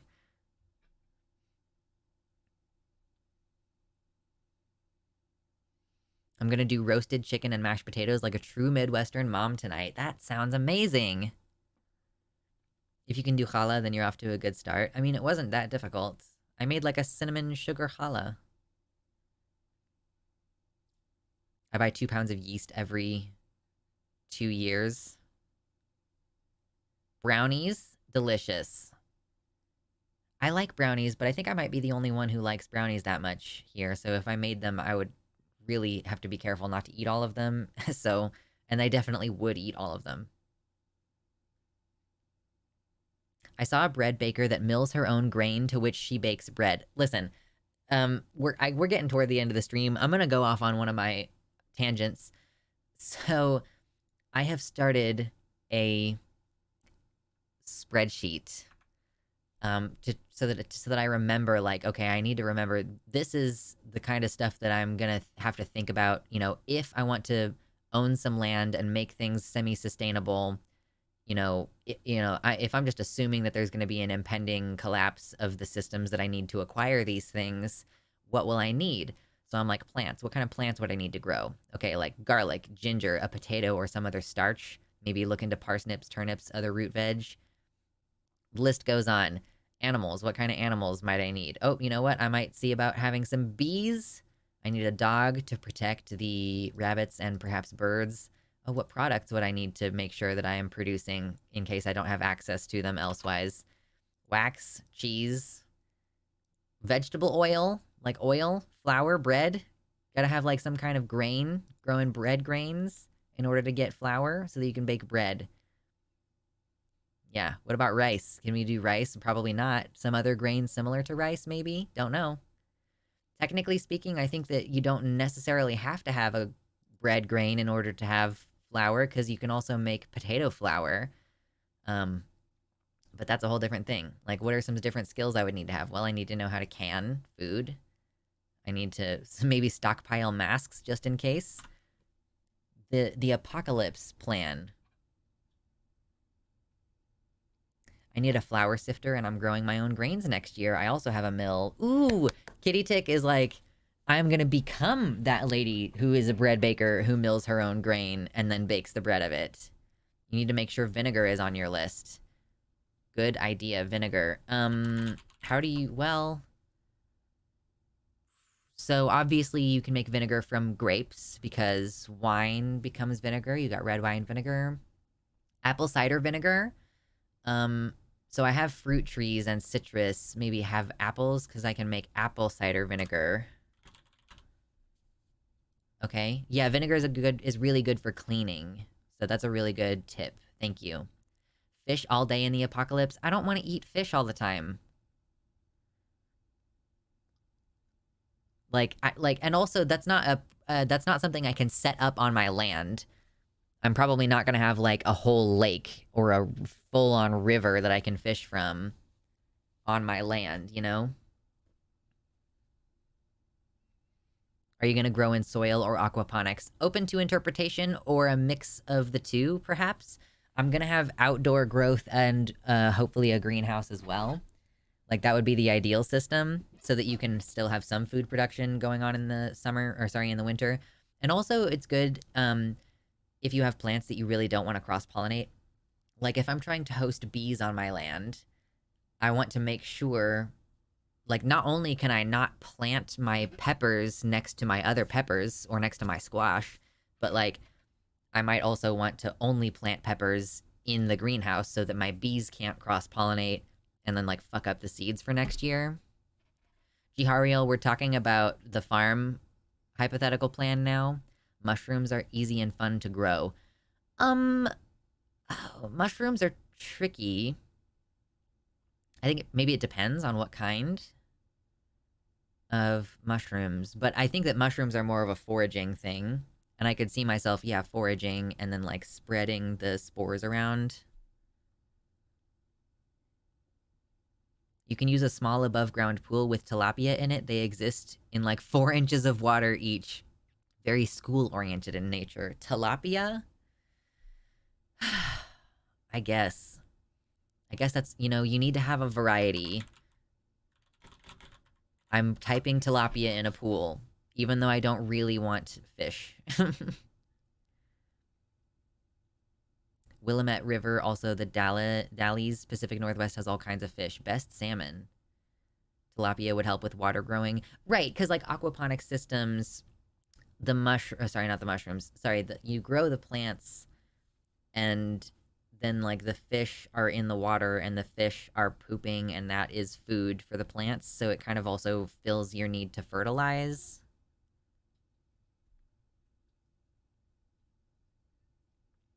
The fish would make a good trade item, I guess, especially if it's on demand. If you're like, yeah, I have fish. Do you just want some? Dalles is one syllable. Dolls? Every different mushroom you find the store, portobello, shiitakes, etc., are all the same species because it's the one singular one that can be grown industrially. Mushrooms are picky. Right. They want to grow around dying apple trees specifically. Dals. Okay, Dals.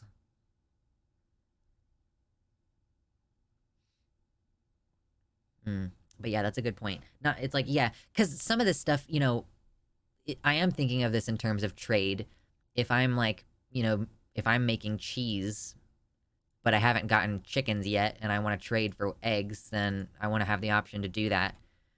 And I'm probably going to have to go look at this in priority and be like, which ones of these do I need to absolutely have set up first before everything else? Because it's going to take years to build on. It's like Harvest Moon, you know? You can't do, or Stardew Valley, you can't do all of your plans in the first year.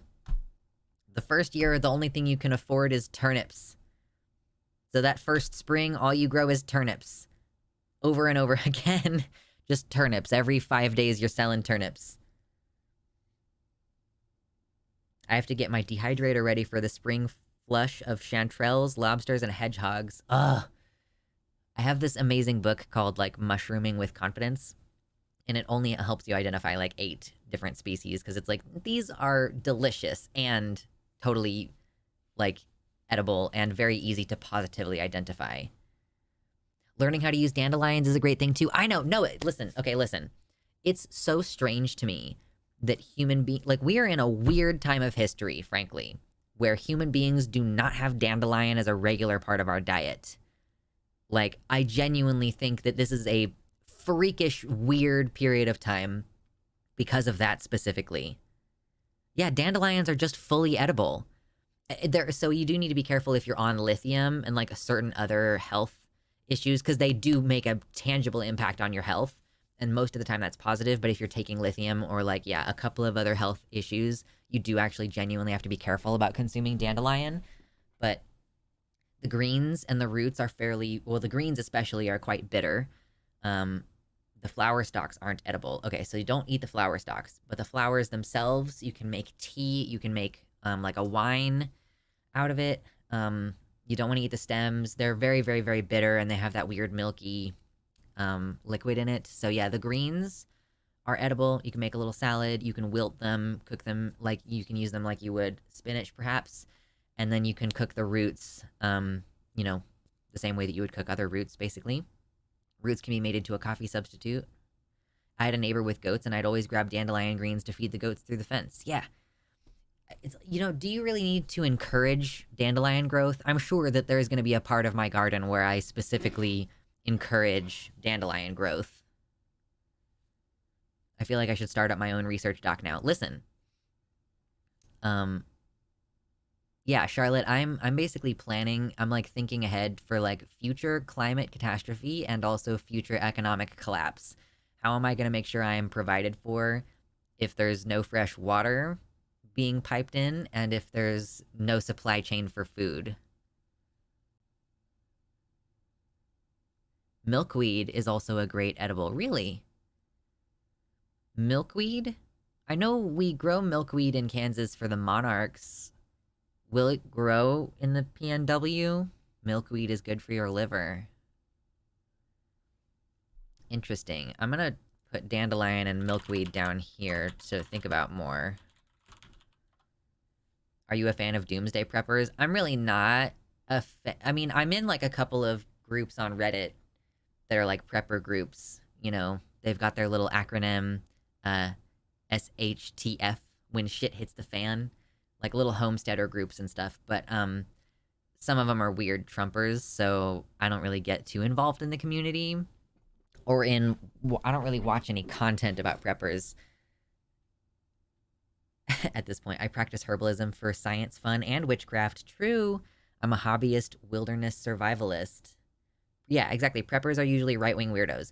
I genuinely do think that, you know, right-wingers have the wrong reasons for it, but they are correct about thinking that there is some big social problem about to happen, right?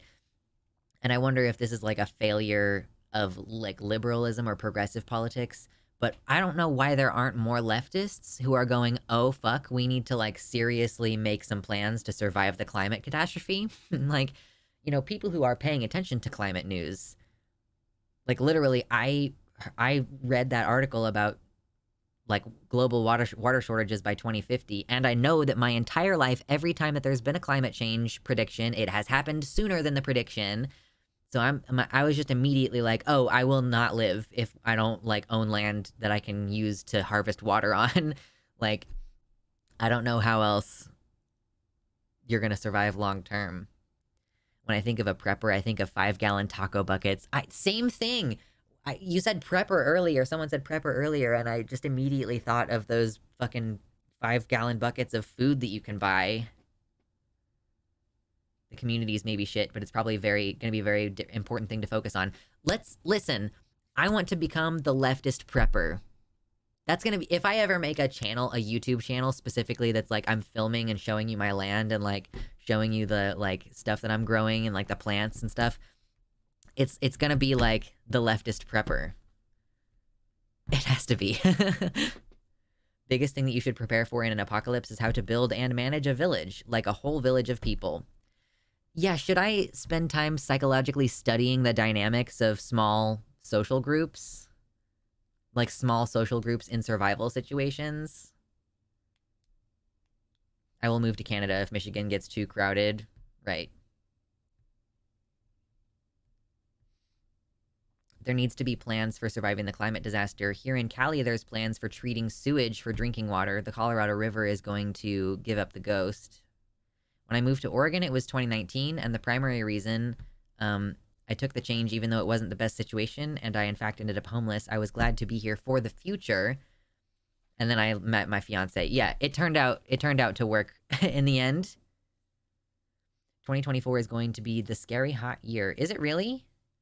Of course, like we had the warmest global November on record last month, and then this December, as far as I can tell, is amping up. It's like been rainy this weekend here in Kansas. It's been like rainy on and off the last couple of days, and it's fucking Christmas. So clearly it's been warmer than usual. Humans are good at banding together in a specific crisis, but long-term sustainability is the problem. Max, if you know of any research on this, I'd be fascinated to know about it. Like, what's the psychology of establishing a community? What are the problems that tend to happen when people try to create sustainable communities? Because I realistically don't think I'm going to be able to do all of these things. Am I going to be able to have sheep or goats, and then I'm going to be able to like take their wool and process it and turn it into yarn while I'm also making vegetable oil and milling the flour for my bread and, you know, like milking the goats for their cheese and milk? Like, am I realistically going to have all of the resources to do all of this? Probably not. Like, I'm disabled still. I'm a workhorse, but I am still limited. And that's only going to get worse the older I get, basically. Europe's been really cold and snowy, like the winters we used to have in the 80s. Hand spinning the thread for a single shirt takes a year of labor. Yeah, I have no intention of creating thread and fabric. I will make yarn. I've already thought about this. Like, there's no way I'm going to be able to produce fabric. So, yeah.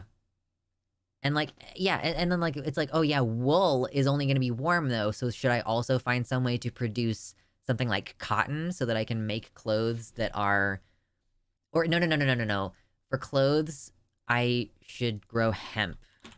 Yeah, hemp for clothes. The fibers are much better than cotton. Like Noah said cannabis, and I'm like, yeah, I wrote hemp because, yeah, the fibers are really good.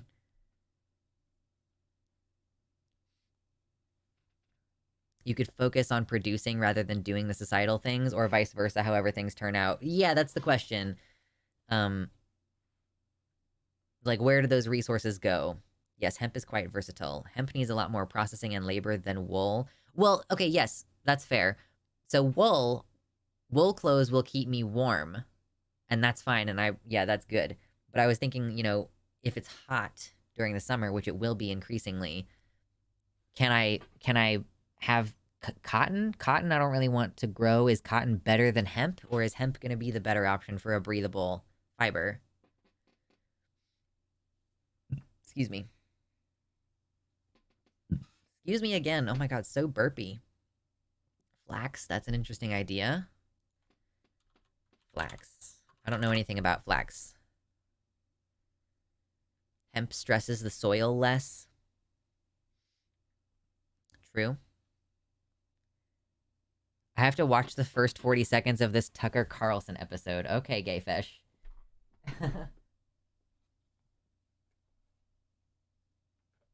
I will trust and watch the video. Come on, please stop. Please stop. There's too much stuff on my desk. I really need you to stop. Okay, thank you. Hemp grows like a weed, and parts of it are edible. Interesting, I didn't know that parts of it were edible.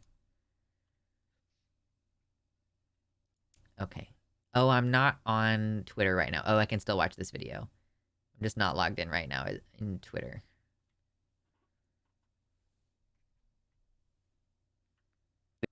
"2024 has not even begun yet, and it does seem like the presidential race is effectively frozen in place, if not over. We know who the candidates are. It's too late for another to get in. Some have already dropped out. Yeah. But is it too late? Is there anyone in this country of 350 million people who could jump in at this late date and re-scramble the calculus of electoral politics? No. Well, there may be Tucker. someone. And in fact, you already know him. You know his face. And the question is, will he get in this cycle? And that's my question for you. Well, that's really... No!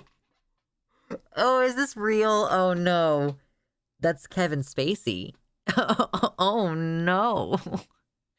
Flax flowers can be used for dyes, and you can eat flax seeds. Yeah, I have some flaxseed meal that I mix into my yogurt sometimes. Is this really? There's no way. There's no way. What is he running as? A decision for the people, Tucker. It's not something that I really think about or want to do. Oh, it's Kevin Spacey in character as his House of Cards character? I really thought that Tucker was referring to himself. I thought that too, Charlotte. Why?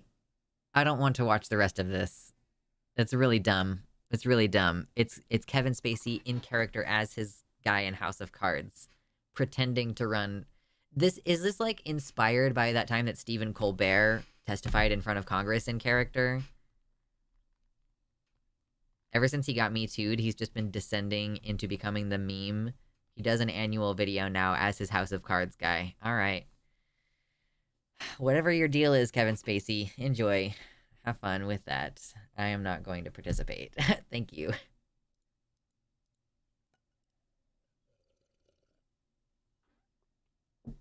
Gorgeous. Okay. Hassan, I'm not going to need you again today. Probably not going to watch Rebel Moon. I don't really need that. Just getting rid of some tabs.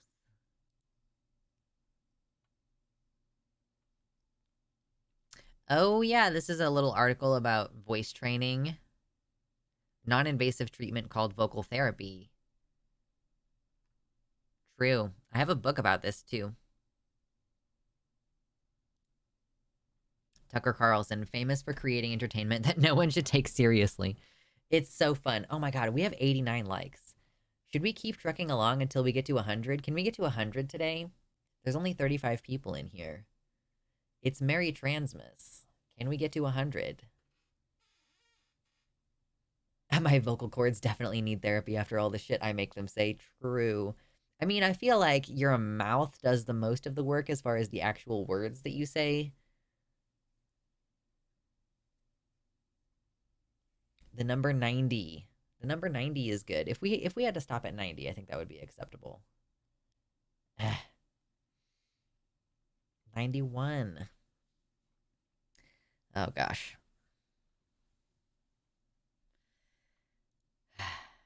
I'm excited for the new year. I'm like, my planner that I bought has 3 months of 2023 in it, but it's only the month page.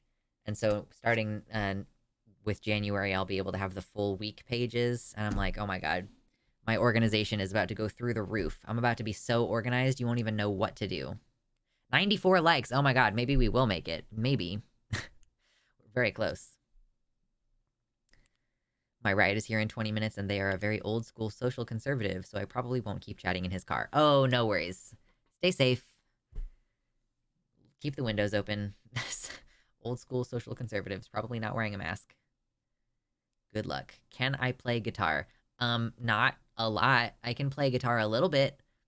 I don't really prioritize practice, though, which is unfortunate. I just feel like I'm busy all the time. Max! Oh my god. Max, thank you. Listen, I really, really, really, really, really appreciate that.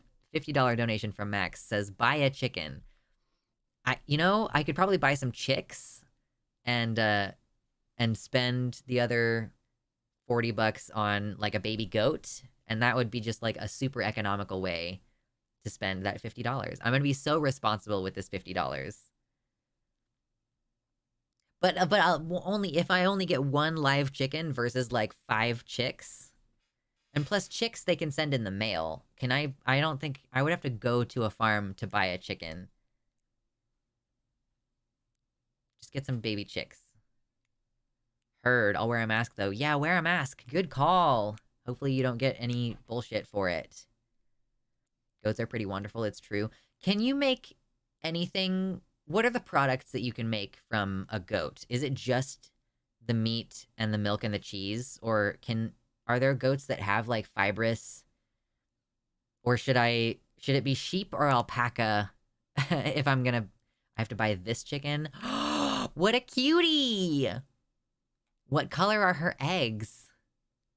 I was talking to my partner about it, and I think that it turns out that really I have a problem with roosters and not a problem with chickens. I think that I could have chickens. But the trick is, goat hair can be used for fabric, but, like, you don't get too much. Okay, so goats would be mostly for their food product. And then I could have sheep for their wool and for their meat product. And I guess potentially milk? I don't think that they produce very much milk, though. We discussed this previously. Goats can eat poison ivy. Ooh. I, too, have a problem with cocks. Yeah, I don't like them. They're not nice. They're very rude boys. Mohair is goat, I think. Okay. Yeah, but if they're not going to produce very much, then might as well just do something else. There are hairy goats. Hairy goats. Goats are amazing at eating vegetation and uprooting stuff. I could just set the goats and the chickens loose if I needed to clear off some land for something. Chickens and goats, between the two of you, you'll figure it out, I'm sure. Just eat everything. They just eat everything. Mini feathered T-Rexes. Yeah, they're the worst. Roosters are awful. But again, if you have that mind for setting it up for sustainability long term, you have to have some male chickens. Because what do you do if all of your chickens die? Like, how are you going to get more? Exactly. You need a rooster. Wait, do you need a rooster to get eggs? Will they not even do eggs? They'll do eggs without a rooster around. But they won't fertilize, obviously. So if you want more chickens later, I will run from a rooster before I ever run from a dog. Yeah. Welcome, Mackenzie. We're talking about eggs. Some hens won't lay without a rooster. Oh, that's fucking annoying. But, yeah. What's that dish where you... Okay, this is trigger warning. If you have never heard about this dish before, I'm so sorry. I'm about to ruin life for you. There is a French delicacy where they will have an egg that has been fertilized, and there is most of a chicken in there, and they eat it. They cook it and they eat it. There's a special word for it, and I can't remember it, but I would want to mostly, like, can you have the rooster around but keep him separate until you actually... Balut! Thank you, it's balut, and it's duck eggs. Oh, they don't do they not do it with chickens? I want geese. They protect good. Oh, that's a really good point. I hadn't really thought of that. I'm thinking about it, like, having livestock that is then going to require me to get a dog to protect them, but geese themselves are going to be like, you fucking what, mate? Like, but yeah, can you keep the rooster separate from the hens so that you don't have any fertilization happen, or do you just have to eat the eggs quickly? to make sure that you are not eating balut by accident. There's also a French dish where you devour a whole songbird, beak and feathers and all. Delicious. That sounds so yummy. Hit the like button if you're enjoying the idea. I want to get to 100 today. And then I'll probably leave and go eat something. It's also a Filipino and Chinese thing. I've been curious to try it, but not in any hurry. You just keep the rooster in an adjacent pen. I figure something like that. You're supposed to have a napkin over your face to shield yourself from God when eating the whole songbird. Don't eat a songbird. I would not want to do that. Goose fat is a good resource to have as well. Is goose fat like a necessary? Well, yeah, I guess the question is, so I do need to produce some kind of fat. You need to cook something in fat. I have no intention of having pigs, I just realized. I just remembered the existence of bacon, and then I realized that I have never once thought about having pigs. I don't want pigs. Sunflower seeds, sunflower oil, that's a really good point. Because, like, my first thought was, oh, how am I going to make vegetable oil? And I know that there's a lot of different, kinds of oil, but obviously I want to be eating my vegetables, not so much turning them into oil. So what's a better alternative to that? And sunflower is such a banging winner. That's such a banging winner. I was even thinking to myself, are there any flowers that would be necessary for me to grow, or are flowers going to mostly just be for me to enjoy? Answer, sunflowers are very, very, very useful. My great uncle had a chicken farm. Disease is really one of the biggest problems having lots of chickens. Well, I probably wouldn't have lots of chickens. I would probably have like fewer than 10 chickens. Sunflower will pop up every growing season and every part is edible from what I hear. Lavender is one of the best flowers to grow. Ooh, yeah, I should look into like any plants that have natural pest repellents. Sunflowers are an indigenous crop. Yeah, why lavender though? Why lavender? Why marigold?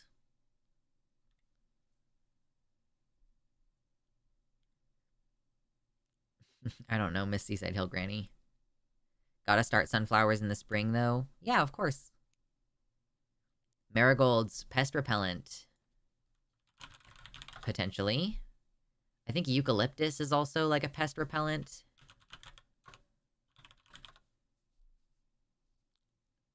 What is that stuff? Citronella is a plant, isn't it? We're making so many plans here. We are 3 likes away from 100. Are we gonna get there, Mary Transmas? Lavender is a pest repellent. It soothes animals, makes good tea, good honey, herbal properties. Aloe plant should be on the list. I have an aloe plant already. Just for its sun properties, or lavender.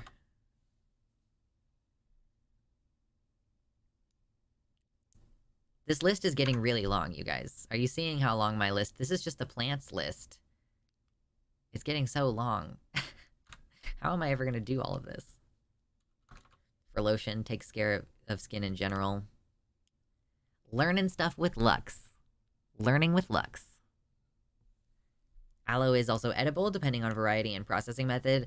They make aloe water, right? Do they just squeeze aloe goop into water and shake it up and say, here, drink this?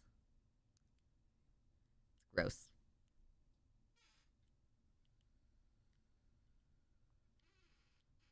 I wonder, too, like, which of these plants are actually gonna survive in the Pacific Northwest, because I'm sure that not all of these are suited to that region. Some aloe flesh has to be soaked and some doesn't. Yeah, like, I do have an aloe plant, but it doesn't get enough sun to really grow much bigger. It's kind of stuck. Rosemary is tough. Yeah, herbs. Herbs, also a good idea. Rosemary. Mint. Oh my god, mint is a good idea. But you might want to grow it in pots. Guys, I bought a mint plant recently from the grocery store. Onion is on the list. Yep. And I was like, yo, Oh no, I have completely, I was reading something and it completely, oh yeah, I bought a mint plant thinking like, oh yeah, mint plant is supposed to be really hardy. And then it's got some pest and it's just like giving up. It's all slumped over and it's giving up and I'm like, I'm just gonna let you die. You ever see that meme that shows like a plant outside and it's like, I'm growing, you know, in a square inch of dirt between two concrete blocks, like I'm doing it, and then there's an indoor plant that's like, I don't like tap water, and it's like doing real poorly. This mint is disappointing to me. I'm like, you are a failure to your own species. Dill works for seasoning and deodorant. That's fascinating. And I have garlic. Garlic is, look at this. Garlic is literally the first thing that I put on this entire list. The whole thing started with me putting plants, garlic. That was the very first thing that happened.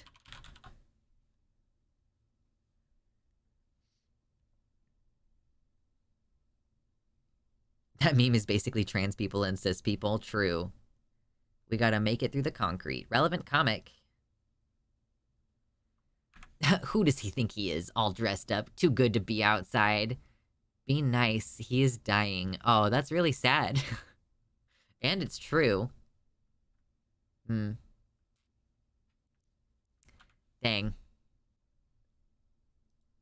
That tree sure told you. You gotta be nice. Just ask, is garlic good for? And the answer is yes. Guys, I have become the kind of person who does morning energy shots sometimes. I was researching it a little bit, looking into it, and I decided to try it this week. So a couple of days ago, I got some orange juice, I grated some raw garlic into it, I also put some of my dehydrated lemon powder in it, and some powdered turmeric, and I, like, mixed that up, and then I just kind of drank it. Like, I basically made enough that it was 2 pretty big mouthfuls. And the first one was real spicy. I've never eaten raw garlic before, and I didn't realize how spicy it would be. And it's like, raw garlic is supposed to be intensely good for you. Not garlic. Raw ginger is supposed to be super good for you. Ginger. And so ginger, I've been incorporating it into my cooking a lot more lately as well. It's supposed to be anti-inflammatory and good for you in a million ways. And so is garlic, so I cook with garlic and onion and ginger. A little bit of turmeric sometimes. Turmeric root is supposed to be really good for you as well, isn't it? I didn't put it on the list yet of plants that I need to grow. Can we get to 100 likes? I will go eat lunch if we get to 100 likes. We do ginger and rice all the time. Yes, ginger is so good. I had mint from the grocery store, and when I potted it, it exploded until I didn't repot it, and it's dead now. Yeah, maybe I just needed to repot it as soon as I got it home. But it also has some kind of pest, and I'm like, okay, well, I don't want to deal with this problem. The allicin in garlic is an antioxidant or whatever. However, I just eat garlic because it's yummy. It's so yummy. Hunger strike arc. Yeah, true. I refuse to go eat until you guys, hit the like button. I don't know. Excuse me. My family had the tradition to buy a living tree, take care and decorate lightly, and plant it in the woods in spring. I like the idea of renting a Christmas tree that comes in a pot and you have to water it, and like fertilize it. And then, you know, it gets rented out each year until it gets to a certain size, and then they go plant it. I love that. I wouldn't mind having a fake tree too. That's fine. But yeah, if I had the option to have a live tree, that would be amazing. Like having that pine smell, but not having to worry about the fire hazard of having a dead tree in your kitchen or living room or whatever. I unliked and then liked again earlier. Does that count? I don't think I'm gonna make it today, guys.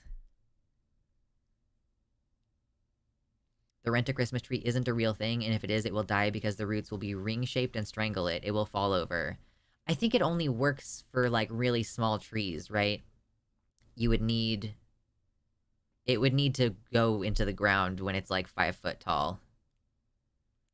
I just leave the trees outside. I guess the ideal ethical way to do it is to have a fake tree. Just a fake tree. Or have a tree outside. Should I specifically plant an evergreen tree for the purpose of having a tree outside to decorate at Yule? That would be funny and kind of a pointless waste of time. Merry Transmas. I have a live tree. Wouldn't that be lovely? It's been such a good day. Such a good stream. Bring in dead branches and decorate them. Yeah, I guess you don't have the fire hazard of putting the lights on them as long as you don't put the lights on them. Just go steal branches. I didn't end up doing as much Yule decorating as I wanted to this month, but I'm excited that I did as much as I did. Yes, it has to be a small boy, but I love to plant them. Right. Ooh, are we at 98 likes so far? Ooh, 2 more. I have to pee again, though, so I might give up before we get there. Plant a juniper so you can make your own gin. Ooh, yeah, alcohol production. Gin or, like, wine.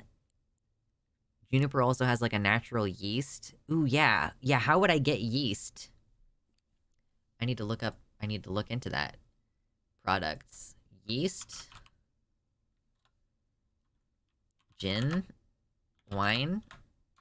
I don't know, I'll have to look into this. Juniper has a natural yeast that grows on the berries. Is it the kind of yeast that you could use for bread? Lots of fruit have natural yeast on them. It's how we invented wine. Okay, so it's like, yeah, when you make wine, it's just the yeast that's on the fruit that eats and converts the sugar into alcohol. Fascinating. It's always fire hazard and never fire opportunity. Listen, living in the PNW, you gotta be careful. Corn, make it into fuel via moonshine. I don't have corn on this list yet because I'm not sure, like, is that a necessary thing? But, you know, it should at least be on the list for consideration. Nowadays we add yeast too, but originally we didn't. Yeah, if you add yeast, then it will convert more of the sugar into alcohol, hypothetically. Yes, technically you're breathing in yeast all the time. Yeast is why it's important for you to shower before you have sexy. Because, you know, you can get a yeast infection up in your cooter. And that's not good, because yeast lives all over your skin. 99 likes. One more. Uno más. It's a wholesome Transmas, and we don't have to be alone today. Yes, Merry Transmas. We can, like, have our little found community moment, and then eventually, hopefully, we can, like, establish more communities and not have to rely so much about the online stuff, but it's good to have the online communities as we are working our way toward being in places that are safer and, like, less oriented around our shitty families. No bready segs. No bready segs. Should I post? Are you guys who are on the Patreon? 100 likes! Oh my god, we did it. Any of you guys who are on the Patreon, if I bake bread this week, should I post pictures and, like, the recipe maybe? Corn is a staple crop for good reason. 3 sisters growing is a good methodology to start with. Okay. Yeah, I knew about the 3 sisters. I just forgot about corn being part of that dynamic for some reason. The moonshine would be useful in non-e-cars if you're looking to do any sort of venture outside your compound. Well, so that's the other thing. Horse? Travel? How do you travel? Horse? Beasts of burden? Something? I don't know. This is good for my brain. I'm like, heck yeah, dude. Always post whatever you want, big or small. I know, but it's about, like, is there gonna be, yeah, just have donkey hook it up to a cart. True. I don't have to go fast. I can't really take much with me on a horse. Bike for travel, slow but reliable. Sure. You know, the thing is, if you have a bike, you also have to do maintenance on it. Yeah, like, if you have a bicycle, sure. You have to, like, make sure it doesn't rust. How are you gonna replace any of the parts? Want to see pictures of your first few bread fails? I have baked bread before, and I have never failed at it. It turns out when you're baking, it turns out if you just follow the instructions on the recipe, it'll just work. Army still uses mules because it just works. They just go. You just send them along their way, and they just go. Amazing. if I do fail the bread, I'm sure I'll show you that too. I did make Vasa like a week ago, and I haven't posted those pictures yet. I think I like had to post pictures up super close because my stove was so dirty. Nickel plate prevents rust pretty well, so my plan is a nickel-plated bike. That's a good idea. Nickel-plated bicycle. Thank you for giving me your ideas and allowing me to just become all of you in one brain. That's what we're doing.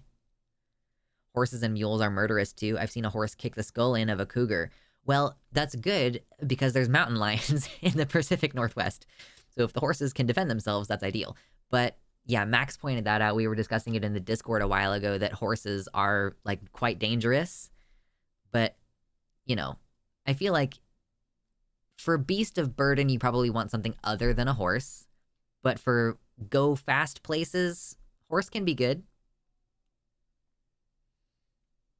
But you gotta have like a good-natured horse. And then you also have to be able to breed the horses. Because, you know, you don't want there to just... What happens when your one horse dies? You need more than one horse. Horse also eat a lot. Yeah, this is true. They require a lot of fuel even when you're not using them to get around. So, bicycle? Probably a good way to go. I have another thing for your list. Diatomaceous earth. It is calcium shells harvested from the bottom of ponds and is fine for larger animals but kills pests. Yeah, you're not wrong about that.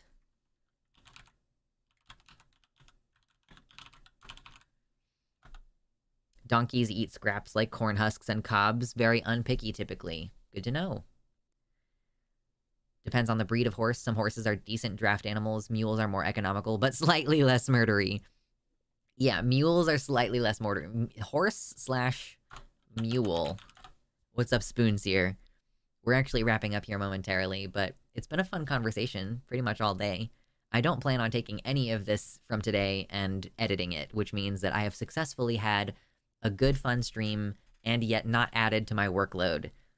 Because I still have a bunch of stuff I need to catch up on. But, hey, there we go. An e-bike. A tough one. Load solar. Maybe. I don't know. The batteries, I'm not convinced that the battery is going to last forever, and I'm also not convinced that the solar panel is going to last forever. What were the topics today? Oh, we just talked about whatever.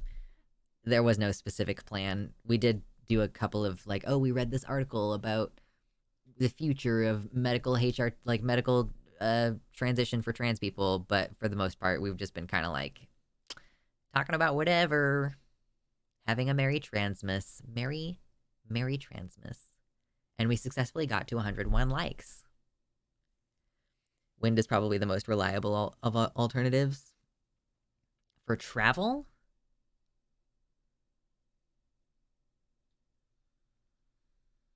A pony is good because it's smaller than a horse. They go longer.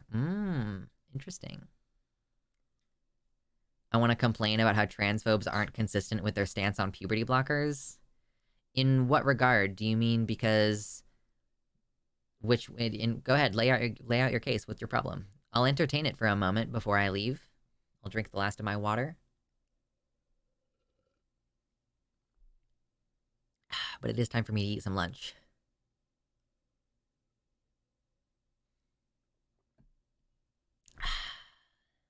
Yummy, yummy. I did drink all my coffee earlier. I did. I drank all of it.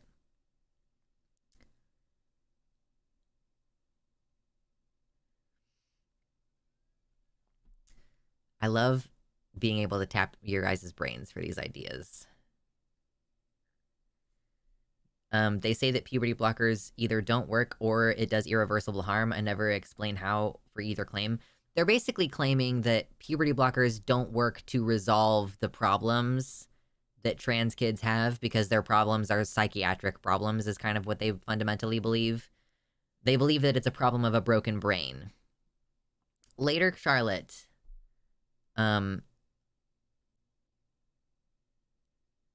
Oh, wind is for base camp power. Depends, though, on what apocalypse we get. Could turn out that moonshine fuel could be the fallback. Yeah, honestly, I'm not even really thinking about, like, how do I establish electricity long term, but wind power is not a bad idea.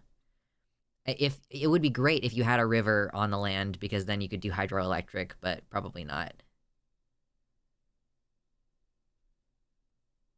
Yeah, I have a broken brain, but that's neither here nor there. I feel I'm deep in my recovery brain-wise, and I'm still not any less trans. It's quite strange. It's weird how that works. Okay.